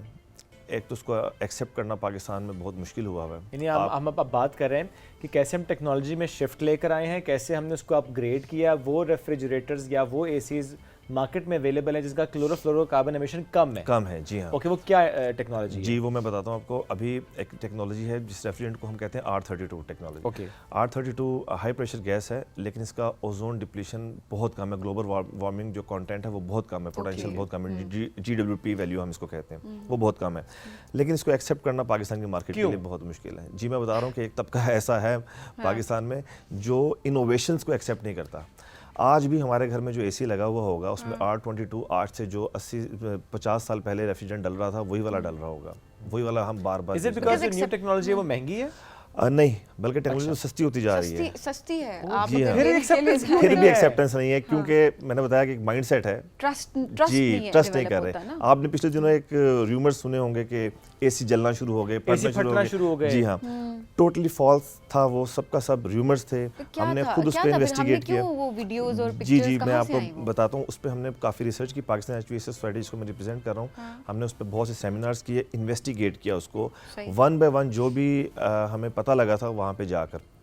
ऐसा कुछ भी नहीं था। देखें, एयर कंडीशनर को आप शो कर रहे हैं कि वो एक बॉम्ब है जो आपने घर में लगाया हुआ है, कि वो फट सकता है। उससे बड़ा बॉम्ब तो गैस का वो सिलेंडर है जो आपने किचन में रखा हुआ है। कोई दो राय नहीं है, वो तो बाकी बम है। लेकिन ये क्या मामला था, थोड़ा इसको हाईलाइट कीजिए। देखिए, ऐसा ज़रूर होता कि ये फ्लेमेबल गैस ज़रूर है, इसकी जो फ्लेमेबिलिटी है वो ज़्यादा है। अगर इसको आग लगे, कहीं से स्पार्किंग हो तो ये जलता है। अब आपने अगर देखा होगा कि जो कंप्रेसर हमारा आउटसाइड पे होता है, गैस का मेन स्टोरेज वहाँ पे है उसके रेफ्रिजरेंट का, ठीक है। इंडोर में स्पार्किंग हुई, स्पार्किंग की वजह से उसकी जो कॉइल थी वो रप्चर हुई, लीक हुई, और उसमें से जो गैस निकली उसने, क्योंकि फ्लेमेबल थी, आग लगी इंडोर को। आउटडोर आपका बिल्कुल सलामत था। अगर फटना चाहिए था तो वो आउटडोर फटता ना, कंप्रेसर उसमें हाई प्रेशर्स वहाँ पे क्रिएट हो रहे हैं, इंडोर पे तो नहीं हो रहे। अच्छा, मुझे अब आपकी बात से एक चीज़ याद आई कि मैं 2 वीक्स बैक गया एक शॉप पर, मैं इसी तरह मैंने एक एसी चूँकि इंस्टॉल करवाना था, तो मुझे याद नहीं कि उन्होंने ये टर्म यूज़ की थी या नहीं की थी, बट वो मुझे बता रहे थे कि अच्छा आप ये अगर एसी लेंगे तो ये ठीक है, अगर ये लेंगे खुदा ना खास्ता इसमें ये हो सकता है कि अगर कोई शॉर्ट सर्किट हो जाए मसला तो ये फट जाता है। ये उन्होंने मुझे कहा। मैं आपको ये बता रहा हूँ कि अवेयरनेस चूँकि नहीं है हमारी, टेक्नोलॉजी भी नहीं आई है, ऐसा कुछ भी नहीं है। अगर ऐसा होता तो ये, चूँकि हमारे पास टेक्नोलॉजी वेस्ट से आ रही होती है, चाइना एक बहुत बड़ा मार्केट स्टेक होल्डर है, तकरीबन $16 बिलियन का रेवेन्यू चाइना जनरेट करता है थ्रू HVAC। अगर वो ये चीज़ बना रहा है और उस पर पूरी R&D हो रही है, पूरी रिसर्च हो रही है, तो मेरा ख्याल है कि वो मार्केट में अच्छा, ऐसी तो चीज़ फटने वाली खबरें आपके मुताबिक, आप जिस तरह से बता रहे हैं अभी, वो दुरुस्त नहीं थी, वो रूमर्स थे। और वो जो आप हमें बता रहे हैं, हमारी अंडरस्टैंडिंग जो डेवलप हो रही है वो यही है कि गैसेस की वजह से, क्योंकि फ्लेमेबल है वो, और उसकी वजह से उसको सिर्फ आग लगी है। जिस तरह किसी भी चीज़ को लग सकती है, आपकी बिजली का कोई भी हम देख रहे होते हैं इक्विपमेंट होती है, तो अगर जाहिर सी बात है स्पार्क होता है तो उसमें आग लग जाती है। तो दिस वाज द केस जो आप बता रहे हैं। तो ये अब अगर जाएं तो R32 जिसमें गैस है वो ही लें। इसकी एक और रीज़न भी मैं आपको बता देता हूँ। आपने कहा कि क्या कॉस्ट ज़्यादा आ रही है, कॉस्ट कम हो रही है, उसका रीज़न क्या है? हम जो पुराने एसी यूज़ किया करते थे उसमें 1.5 टन का अगर एसी था, उसका कॉइल साइज होता था 1.4 और 1.2, क्वार्टर एंड हाफ। लेकिन अब जो एयर कंडीशनर्स आ रहे हैं उसमें उसका साइज़ रिड्यूस होकर 1438 हो गया, यानी कि कॉइल साइज़ भी कम हो रहा है, उसमें कॉपर भी आपका कम यूज़ हो रहा है, इसीलिए उसकी कॉस्ट कम आ रही है। लेकिन उसको बनाया थोड़ा सा अच्छा जाना चाहिए एसीज़ को, बिकॉज आपको पता है हाई प्रेशर गैसेज हैं, तो हाई प्रेशर के अंदर आपको फिर आपकी स्ट्रेंथ उस इक्विपमेंट की बहुत ज़्यादा होनी चाहिए, क्योंकि गैस एंड फ्लेमेबल है। एग्जैक्टली, बस उसको अच्छा बनाया जाए तो मेरा ख्याल है इसका कोई भी नुकसान नहीं है। अब कोशिश की जा रही है, लेकिन आपको पता है कि पाकिस्तान की मार्केट जो भी कोई जाएगा लेने के लिए, वो क्या मुझे सबसे सस्ता एसी दिखाएं, तो सबसे सस्ता compete करने के लिए फिर उसको वो एसी दिखाया जाएगा जिसपे। अच्छा, वैसे अब ये नहीं कह रहे होते कि सस्ता दिखाएं, अब वो कह रहे होते जिसपे बिजली का बिल कम है। अब ये कहना शुरू हो गए हैं, अब ये बिजली की बचत हो सके, और फिर एसीज के ऊपर लिखा भी हुआ होता है कि 30% सेव इलेक्ट्रिसिटी, 30%, 40% फलाना फलाना सही लिखा होता है। तो ये क्या होता है? ये कौन सी टेक्नोलॉजी है एसी की जो खरीदने जाएं जिसमें बिजली का बिल कम आता है? हाँ, देखें, इन्वर्टर बेस्ड टेक्नोलॉजी है। आप किसी भी अच्छा जो रेटिंग्स वाला है उस पर आपने एनर्जी एफिशिएंसी की आजकल तो लगी हुई होती हैं। आप देखें A ग्रेड का जो भी है उसमें इन्वर्टर बेस्ड टेक्नोलॉजी आप लें, जो तकरीबन जिसके सारे के सारे कंपोनेंट्स डीसी इन्वर्टर हों। उसका अगर आउटडोर का फ़ैन है वो भी डीसी होना चाहिए, इंडोर की मोटर भी डीसी हो, एंड कंप्रेसर भी डीसी हो, तो इंशाल्लाह ताला वो आपको काफ़ी सेविंग करके देगा। कितना फर्क होता है, कितने परसेंट? हाँ, आता है। देखिए, मैं आपको ये बताना चाह रहा हूँ कि एयर कंडीशनर का जो बिल है वो आपके इस्तेमाल पर डिपेंड करता है। आप अगर उसको 24 आवर्स भी चलाते हैं ना, लेकिन थोड़ा सा एहतियात से चलाते हैं, एक ह्यूमन टेम्परेचर जो कंफर्टेबल है वो 25 degree centigrade at 1 atmospheric pressure है। आप सर्दी और गर्मी में इस टेम्परेचर को अगर मेंटेन करते हैं तो दैट्स गुड। हम लोग चलाते हैं 19 और 18 पे। अब जब उसने 19 पे आना है तो आना तो उसने 25, 24, 23 से होकर है ना, और 19 पे कभी भी टेम्परेचर नहीं आता, ये तो बहुत ज़्यादा, ये तो लो टेम्परेचर है। तो आप उसको 26, 25 पे चलाएं, आपका वो ट्रिप होता रहेगा और लो आरपीएम पे आएगा अपना जो आपका डीसी इन्वर्टर कंप्रेसर है। जैसे वो लो आरपीएम पे आएगा तो आपकी एनर्जी सेविंग स्टार्ट हो जाएगी। यानी सादी सी बात यह है कि अगर आपने अब एसी इंस्टॉल करवाना है, वो 1 टन का 1.5 टन का इन्वर्टर होना चाहिए, उसका यूनिट भी डीसी इन्वर्टर होना चाहिए, आउटडोर यूनिट तो लाजमी होना चाहिए, और उसके अलावा उसमें जो गैस है वो R32 होनी चाहिए। ये इन्वायरमेंट के पर्सपेक्टिव से है, अदरवाइज अगर सिर्फ हम उसको बिल कम करने के पर्सपेक्टिव से बात करें तो सिर्फ और सिर्फ डीसी इन्वर्टर, बिल्कुल, एंड दैट्स इट। ये जरूरी कितना फ़र्क होता है एक नॉर्मल 1 टन का एसी, या चलो एक 1.5 टन का नॉर्मल एसी पुराने वाला और एक 1.5 टन का एसी इन्वर्टर, अगर आप सेम यूटिलाइजेशन आपके घर में, तो बिजली का फ़र्क कितना होता है? 1.1 किलोवाट पर यूनिट पर टन जो है वो आपका कन्वेंशनल एसी लेता है, नॉर्मल जो है, और 0.7 किलोवाट आपका तकरीबन हाफ है। जी हाँ, ये तो बड़ा डिफरेंस है, और बहुत डिफरेंस है। ये मैं आपको फुल लोड पे बता रहा हूँ, जब ये अपने लो आरपीएम पे आएगा तो इसकी एवरेज और कम हो जाएगी। एसी चेंज करें जो कन्वेंशनल एसी है, बहुत जरूरी है। मैं सिर्फ विंडो एसी की बात नहीं कर रहा, मैं तो कन्वेंशनल एसी जो वैसे भी यूज हो रहा है उसकी बात कर रहा हूँ। ये भी है ना, सालों सालों के लगे हुए एसी, दहाइयों के एसी को लगे हुए तो पुराने, लिटरली आप इतने सारे घरों में जाएं लगे हुए होते हैं एसी उस तरह के। सो उनको रिप्लेस नहीं कर पा रहे, जो पुरानी चीज़ है जो लगी हुई है, क्या कर रहे हैं, और ये वो अच्छा नया कौन खरीदे, तो बिजली का बिल तो आपका उतना उससे कहीं ज़्यादा आ रहा है ना, तो आधा कम से कम आप बिल बचा सकते हैं अगर आप सिर्फ एक एसी को बेच के। और दूसरा, और एनवायरनमेंट के पर्सपेक्टिव से भी शोएब ने जिस तरह से बताया, ख्याल करें कि ये वाली गैस, ये कौन सी बात बताएं? R32 जो भी जिसका GWP कम हो, आप वो गैस यूज करते हैं। GWP कम हो यूज कर वो हो सकता है। अच्छा चलिए जी, एसी के पर्सपेक्टिव से तो हमने सोल्यूशन बता दिया कि आप ये करें तो इस तरह से आप एनवायरनमेंट को बचा सकते हैं, और कम यूज करें। अब जरा फ्रिज की तरफ आते हैं, रेफ्रिजरेटर, उसमें भी तो टेक्नोलॉजी इतनी चाहिए। वो पुराने वो जो बड़े फ्रिज होते थे, काफ़ी घरों में आज भी वो हैं, लेकिन अब जो है वो हमने नई टेक्नोलॉजी उसमें भी देखी है, उसका इम्पैक्ट बिल्कुल।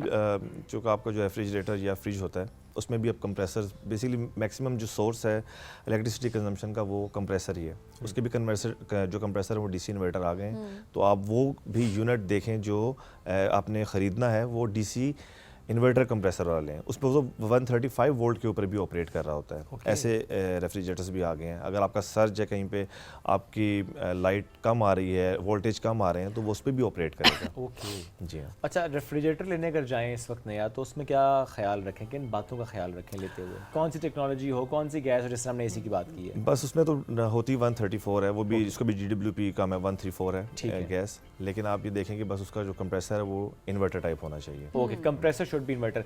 एक और भी हमारे यहाँ, अब मुझे नहीं लगता मौजूद से हट गया नहीं, बट आई थिंक रिलेटेबल है बड़ा नाज़रीन के लिए, कि जब हम रेफ्रिजरेटर लेने जाते हैं तो हमें कहते हैं वो कि ये नो फ्रॉस्ट है और ये दूसरा है। कुछ लोग कहते हैं जी पाकिस्तान के मौसम में स्पेशली गर्मी में नो फ्रॉस्ट नहीं चलता।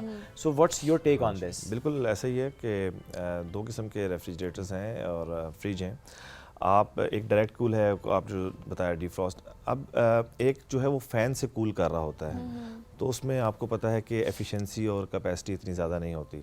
जो आपके दूसरे हैं फ्रॉस्ट टाइप हैं, वो डायरेक्ट एक्सपेंशन होती है उसका जो सर्किट है वो इस तरह होता है कि पहले उसकी रेफ्रिजरेंट जो अपर पोर्शन होता है आइस वाला, उसमें जाती है, उसके बाद नीचे आती है। तो वही वाला आप बेहतर है कि लें। जो फ़ैन वाला है वो उसकी परफॉर्मेंस इतनी ज़्यादा नो फ्रॉस्ट ना लें। नो फ्रॉस्ट ना लें जी, पाकिस्तान में कामयाब भी नहीं है। और बिजली का बिल पे भी फर्क पड़ता है। हाँ, बिजली का बिल तो आपके कंप्रेसर से फर्क पड़ना है, बिजली की ऑलमोस्ट जो है तकरीबन सेम ही है। अच्छा, ये जो पुराने फ्रिज हैं और जो नया फ्रिज है, आप कह रहे बिजली का कोई इतना ज़्यादा फर्क नहीं है। अगर इन्वर्टर है डिफरेंस है। तो जो पुराने फ्रिज हैं वो रखे सारे, कोई मसला नहीं है। वो अम्मी अगर बेचने दें तो बेच दें। अटैच हैं उसके साथ।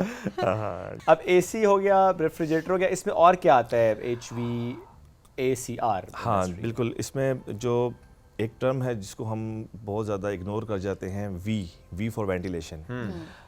पाकिस्तान का वेदर बहुत अच्छा अल्लाह ताला ने बनाया, पर्टिकुलरली जो हमारा नॉर्थ साइड है, इस्लामाबाद जहाँ हम बैठे हैं, ये ऐसा वेदर है कि 4 महीने तो हमें एयर कंडीशनिंग की ज़रूरत ही नहीं है, ना कूलिंग में ना हीटिंग में। आप देखेंगे फ़ेब और मार्च का जो महीना होता है और दूसरी साइड से आपका अक्टूबर नवंबर का, इसमें अगर आप सिर्फ फ्रेश एयर इनटेक करते रहें अंदर अपने रूम में या अपनी बिल्डिंग में, तो आपका बहुत प्लेजेंट वेदर रहता है यहाँ पे। तो 4 महीने तो आपके 12 में से निकल गए, आपके इलेक्ट्रिसिटी कंजम्पशन कितनी कम हो गई, कार्बन एमिशन आपकी रिड्यूस हो गई। तो इस तरह की स्ट्रेटजीज बिल्डिंग में बनानी चाहिए कि आपने फ्रेश एयर की प्रोविजन इतनी ज़्यादा रखें कि आपको 4 महीने जो हैं या 3 महीने उसमें एयर कंडीशनिंग का इस्तेमाल कम से कम करना पड़े। अगर ह्यूमिडिटी बहुत ज़्यादा हो जाती है, क्योंकि हम लोग यहाँ पे मौजूद हैं, तो हमारा एक सेंसिबल लोड है, एक लेटेंट लोड है। सेंसिबल लोड आपकी बॉडी का टेम्परेचर 98.5 या 98.6 डिग्री सेंटीग्रेड तक जो है वो रहेगा। इसके अलावा आपका एक लेटेंट लोड भी है जो आपकी कार्बन डाइऑक्साइड एमिशन आपकी हो रही है। तो उसको रिड्यूस करने के लिए डेफिनेटली कहीं ना कहीं पे एयर कंडीशनिंग की ज़रूरत डिह्यूमिडिफिकेशन की पड़ती है, लेकिन वो बहुत कम टाइम के लिए रिक्वायर्ड होता है आपको। एक मरतबा आपने ह्यूमिडिटी को अगर निकाल दिया अपने इन्वायरमेंट से, उसके बाद आपका प्लेजेंट वेदर हो जाता है। इंसान भी कार्बन एमिशन करते हैं? Carbon dioxide, that's carbon emission. Exactly, that means हर जानदार जो है वो कार्बन एमिशन तो कर रहा है। बिल्कुल कर रहा है। अब उसको तो मिनिमाइज नहीं कर सकते। हाँ, उसके लिए क्या तरीकाकार है? आपने बचपन से हम सुनते आ रहे थे कि दरख्त जो है वो कार्बन डाइऑक्साइड एब्जॉर्ब करते हैं और रात को वो तो यही प्रोसेस है कि अल्लाह ताला ने बड़ा इकोसिस्टम हमारा बैलेंस्ड बनाया है, जहाँ से एमिशंस हो रही हैं वो रिड्यूस भी हो रही हैं और वो होती हैं। तो मैं आपको ये बता रहा था कि एयर कंडीशनिंग का इस्तेमाल तो लामहला हमने करना ही करना है, लेकिन कैसे उसको कम किया जा सकता है, हमने ज़ोर इस पे देना है, तवज्जो इस पे देनी है। बिल्डिंग्स की जो डिज़ाइनिंग है, that is the key factor and plays a vital role to reduce the usage of HVAC. आप अपनी बिल्डिंग्स को दुनिया में ग्रीन बिल्डिंग्स के नाम से बनाया जा रहा है, आप बिल्डिंग के कोड्स बनाएं, जैसे कि इस्लामाबाद में CDA ने फायर फाइटिंग के कोड्स बनाए कि फायर फाइटिंग के बगैर कोई भी बिल्डिंग को NOC नहीं मिलेगा, कंप्लीशन नहीं मिलेगी। इसी तरह बिल्डिंग के वो कोड्स बनाने चाहिए कि जिसमें आपको इंसुलेट किया जाए हर तरफ से, लेस कंडक्शन ऑफ इलेक्ट्रिसिटी हो, less conduction of electricity heating हो। किया जाए अपने कौन सा मटेरियल यूज करना है, उस कंस्ट्रक्शन में कितना मैंडेटरी है कि आपने वेंटिलेशन रखनी है जी। और स्पेशली मटेरियल पे इसलिए मैं फोकस कर रहा हूं जो कि अभी तक हम उसी तरह कंक्रीट के घर बना रहे हैं, हालांकि इतने मटेरियल्स आ चुके हैं जो कि आपके लिए इतने फायदेमंद होते हैं। हम इतना डिस्कस कर रहे होते हैं अपने शो में बैठ के और वो सस्ते भी होते हैं। एक्सेप्टेंस नहीं है ना, वही बात आ गई, जैसे एसी की एक्सेप्टेंस नहीं है वैसे उस मटेरियल की भी एक्सेप्टेंस नहीं है। अच्छा, उसकी एक्सेप्टेंस क्यों नहीं है उसकी भी मैं आपको वजह बता देता हूँ। देखिए, एक कैपिटल कॉस्ट है, वो आप अगर बियर कर लें तो उसका ROI देखें, रिटर्न ऑफ दैट इन्वेस्टमेंट कब आना शुरू हो जाता है, वो 5 से 6 सालों में आपका वापस आना स्टार्ट हो जाता है और आ भी जाता है। उसका रीज़न ये है कि अगर आप घरों को इंसुलेट कर दें तो आपकी जो सनलाइट है, हीट है, वो वैसे ही कंडक्शन उसकी कम हो जाएगी, इंसुलेट हो जाएगा वो, फिर आपका एयर कंडीशनिंग का इस्तेमाल कम हो जाएगा। इसी तरह हमारे जो कमर्शियल बिल्डिंग्स हैं उसमें आपने ट्रेंड देखा होगा, ग्लास का बहुत सारा ट्रेंड है। अब ग्लास के बगैर तो कोई आर्किटेक्ट बिल्डिंग को डिज़ाइन ही नहीं करता, और अगर वो बेचारा कर भी दे तो जो उसका लैंडलॉर्ड है वो कहता है नहीं भैया क्या बनाया तुमने, मुझे ग्लास वाली बिल्डिंग चाहिए। अब अगर इतना ज़्यादा इसका यूज़ है और आपको पता है कि हाई कंडक्शन है ग्लास की, जो भी सनलाइट है उसको बहुत ज़्यादा एब्जॉर्ब करता है ग्लास और अंदर फेंकता है, ऐसा लगता है कि आप तंदूर में बैठे हुए हैं।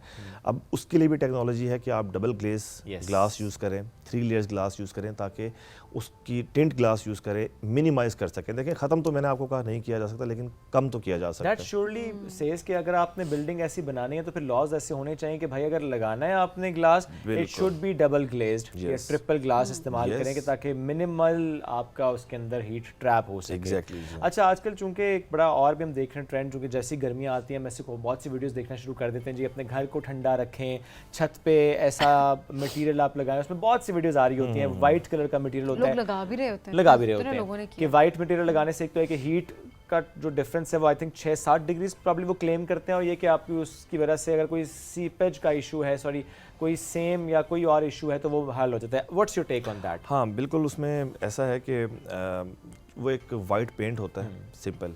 अगर आप वाइट पेंट, नॉर्मल पेंट भी अपनी छत पे कर देंगे ना, तो आपको पता है वाइट कलर रिफ्लेक्ट करता है लाइट को, एब्जॉर्ब नहीं करता। हमारी छतें जो कि कंक्रीट की बनी होती हैं, सीमेंट की बनी होती हैं, तो उसमें ग्रेश कलर आ रहा होता है, और ग्रेश कलर आपको पता है एब्जॉर्ब कर रहा होता है, तो वाइट कलर से थोड़ी सी रिफ्लेक्शन होती है, लेकिन वो 5 to 6 डिग्री का डेल्टा नहीं आता, उसका डिफरेंस नहीं आता, वो 2 to 3 डिग्री का जरूर आ जाता है। फर्क पड़ता है उससे? हाँ जी, बिल्कुल पड़ता है फर्क, पड़ता है फर्क। तो 2 से 3 डिग्री का फर्क पड़ता है, लेकिन बहरहाल फर्क पड़ता है। आई थिंक 2 से 3 डिग्री का फर्क बहुत इंपॉर्टेंट है, अच्छा खासा फर्क होता है। वो वही एसी जो आपका पहले अगर ट्रिप देर से हो रहा था वो जल्दी ट्रिप हो जाएगा, और समटाइम्स अगर आपको लगता है कि आज मौसम कुछ तो बेहतर था लेकिन फिर भी एसी की जरूरत है, तो फिर उसकी वजह से एसी की जरूरत नहीं रहेगी। सो आई थिंक हमें ऐसी इंटरवेंशंस करनी चाहिए अपनी बिल्डिंग्स में जिससे हम कम से कम रिलाई करें एसीज पर। एंड देन लॉज भी इसी के लिहाज से बनने चाहिए और फिर उन्हीं को रेगुलेट करें, बिकॉज ये जरूरी है कि आप रिस्ट्रिक्ट करें, आपको बाउंड करना है लोगों को, अदरवाइज रियलाइजेशन आज भी क्लाइमेट चेंज की उस तरह से नहीं है जिस तरह से होनी चाहिए।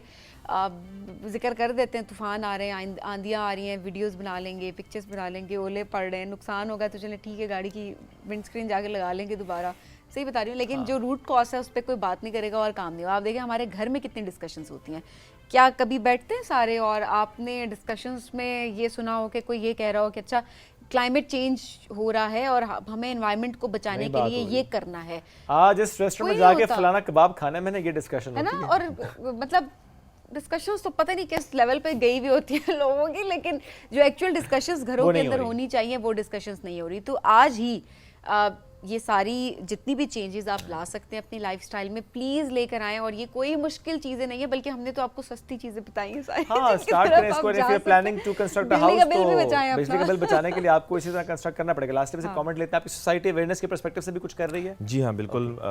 जैसे मैंने आपको बताया कि जब R32 का बहुत ज़्यादा रूमर्स आना शुरू हुए तो सोसाइटी के प्लेटफॉर्म से हमने बहुत ज़्यादा सेमिनार्स कंडक्ट किए, जो कि मेजर सिटीज़ से इस्लामाबाद, फैसलाबाद, कराची, लाहौर, वहाँ पे हमने अवेयरनेस सेमिनार्स किए। और वहाँ पे हमने उन टेक्नीशियंस को भी इनवाइट किया जो कि ये सिस्टम इंस्टॉल कर रहे होते हैं, बिकॉज सबसे ज़्यादा प्रॉब्लम ये था कि कोई टेक्नीशियन भी उस सिस्टम को इंस्टॉल करने के लिए तैयार नहीं था। वो ये कहता था कि यार ये फट जाएगा, ये तो बॉम्ब है। तो उनको अवेयरनेस के लिए हमें एक सिंगल आदमी भी वहाँ ऐसा नहीं मिला जिसने आके गवाही दी हो कि हाँ जी मेरे सामने कोई एसी जला है या तो सुनी सुनाई बातें जी, पाकिस्तान में ये बड़ा मसला है ना, ये चीज़ वो एक खबर आ जाती है और चाहे उसके बाद आप 100 लोग बताएं कि नहीं ऐसा नहीं, वो जो एक ने बता दिया ना कि ऐसा हुआ था, उसी पे बस चीजें चल रही होती हैं। मैं एक छोटा सा वाकया आपसे शेयर कर लेता हूँ, क्योंकि हमारा बिजनेस भी एयर कंडीशनिंग का है। तो मेरे से किसी साहब ने एक यूनिट परचेज़ किया, वो लेके चले गए। जब वो घर गए तो उन्होंने इंस्टॉल करने के लिए निकाला तो उनका जो टेक्नीशियन था उसने आके कहा ये तो आपने घर में बॉम्ब ले आए हैं। अच्छा। जो मेरे वो दोस्त थे, उनकी हमशीरा थी, उन्होंने कहा भाई मैंने तो ये लगवाना नहीं, इसको लेकर जाओ।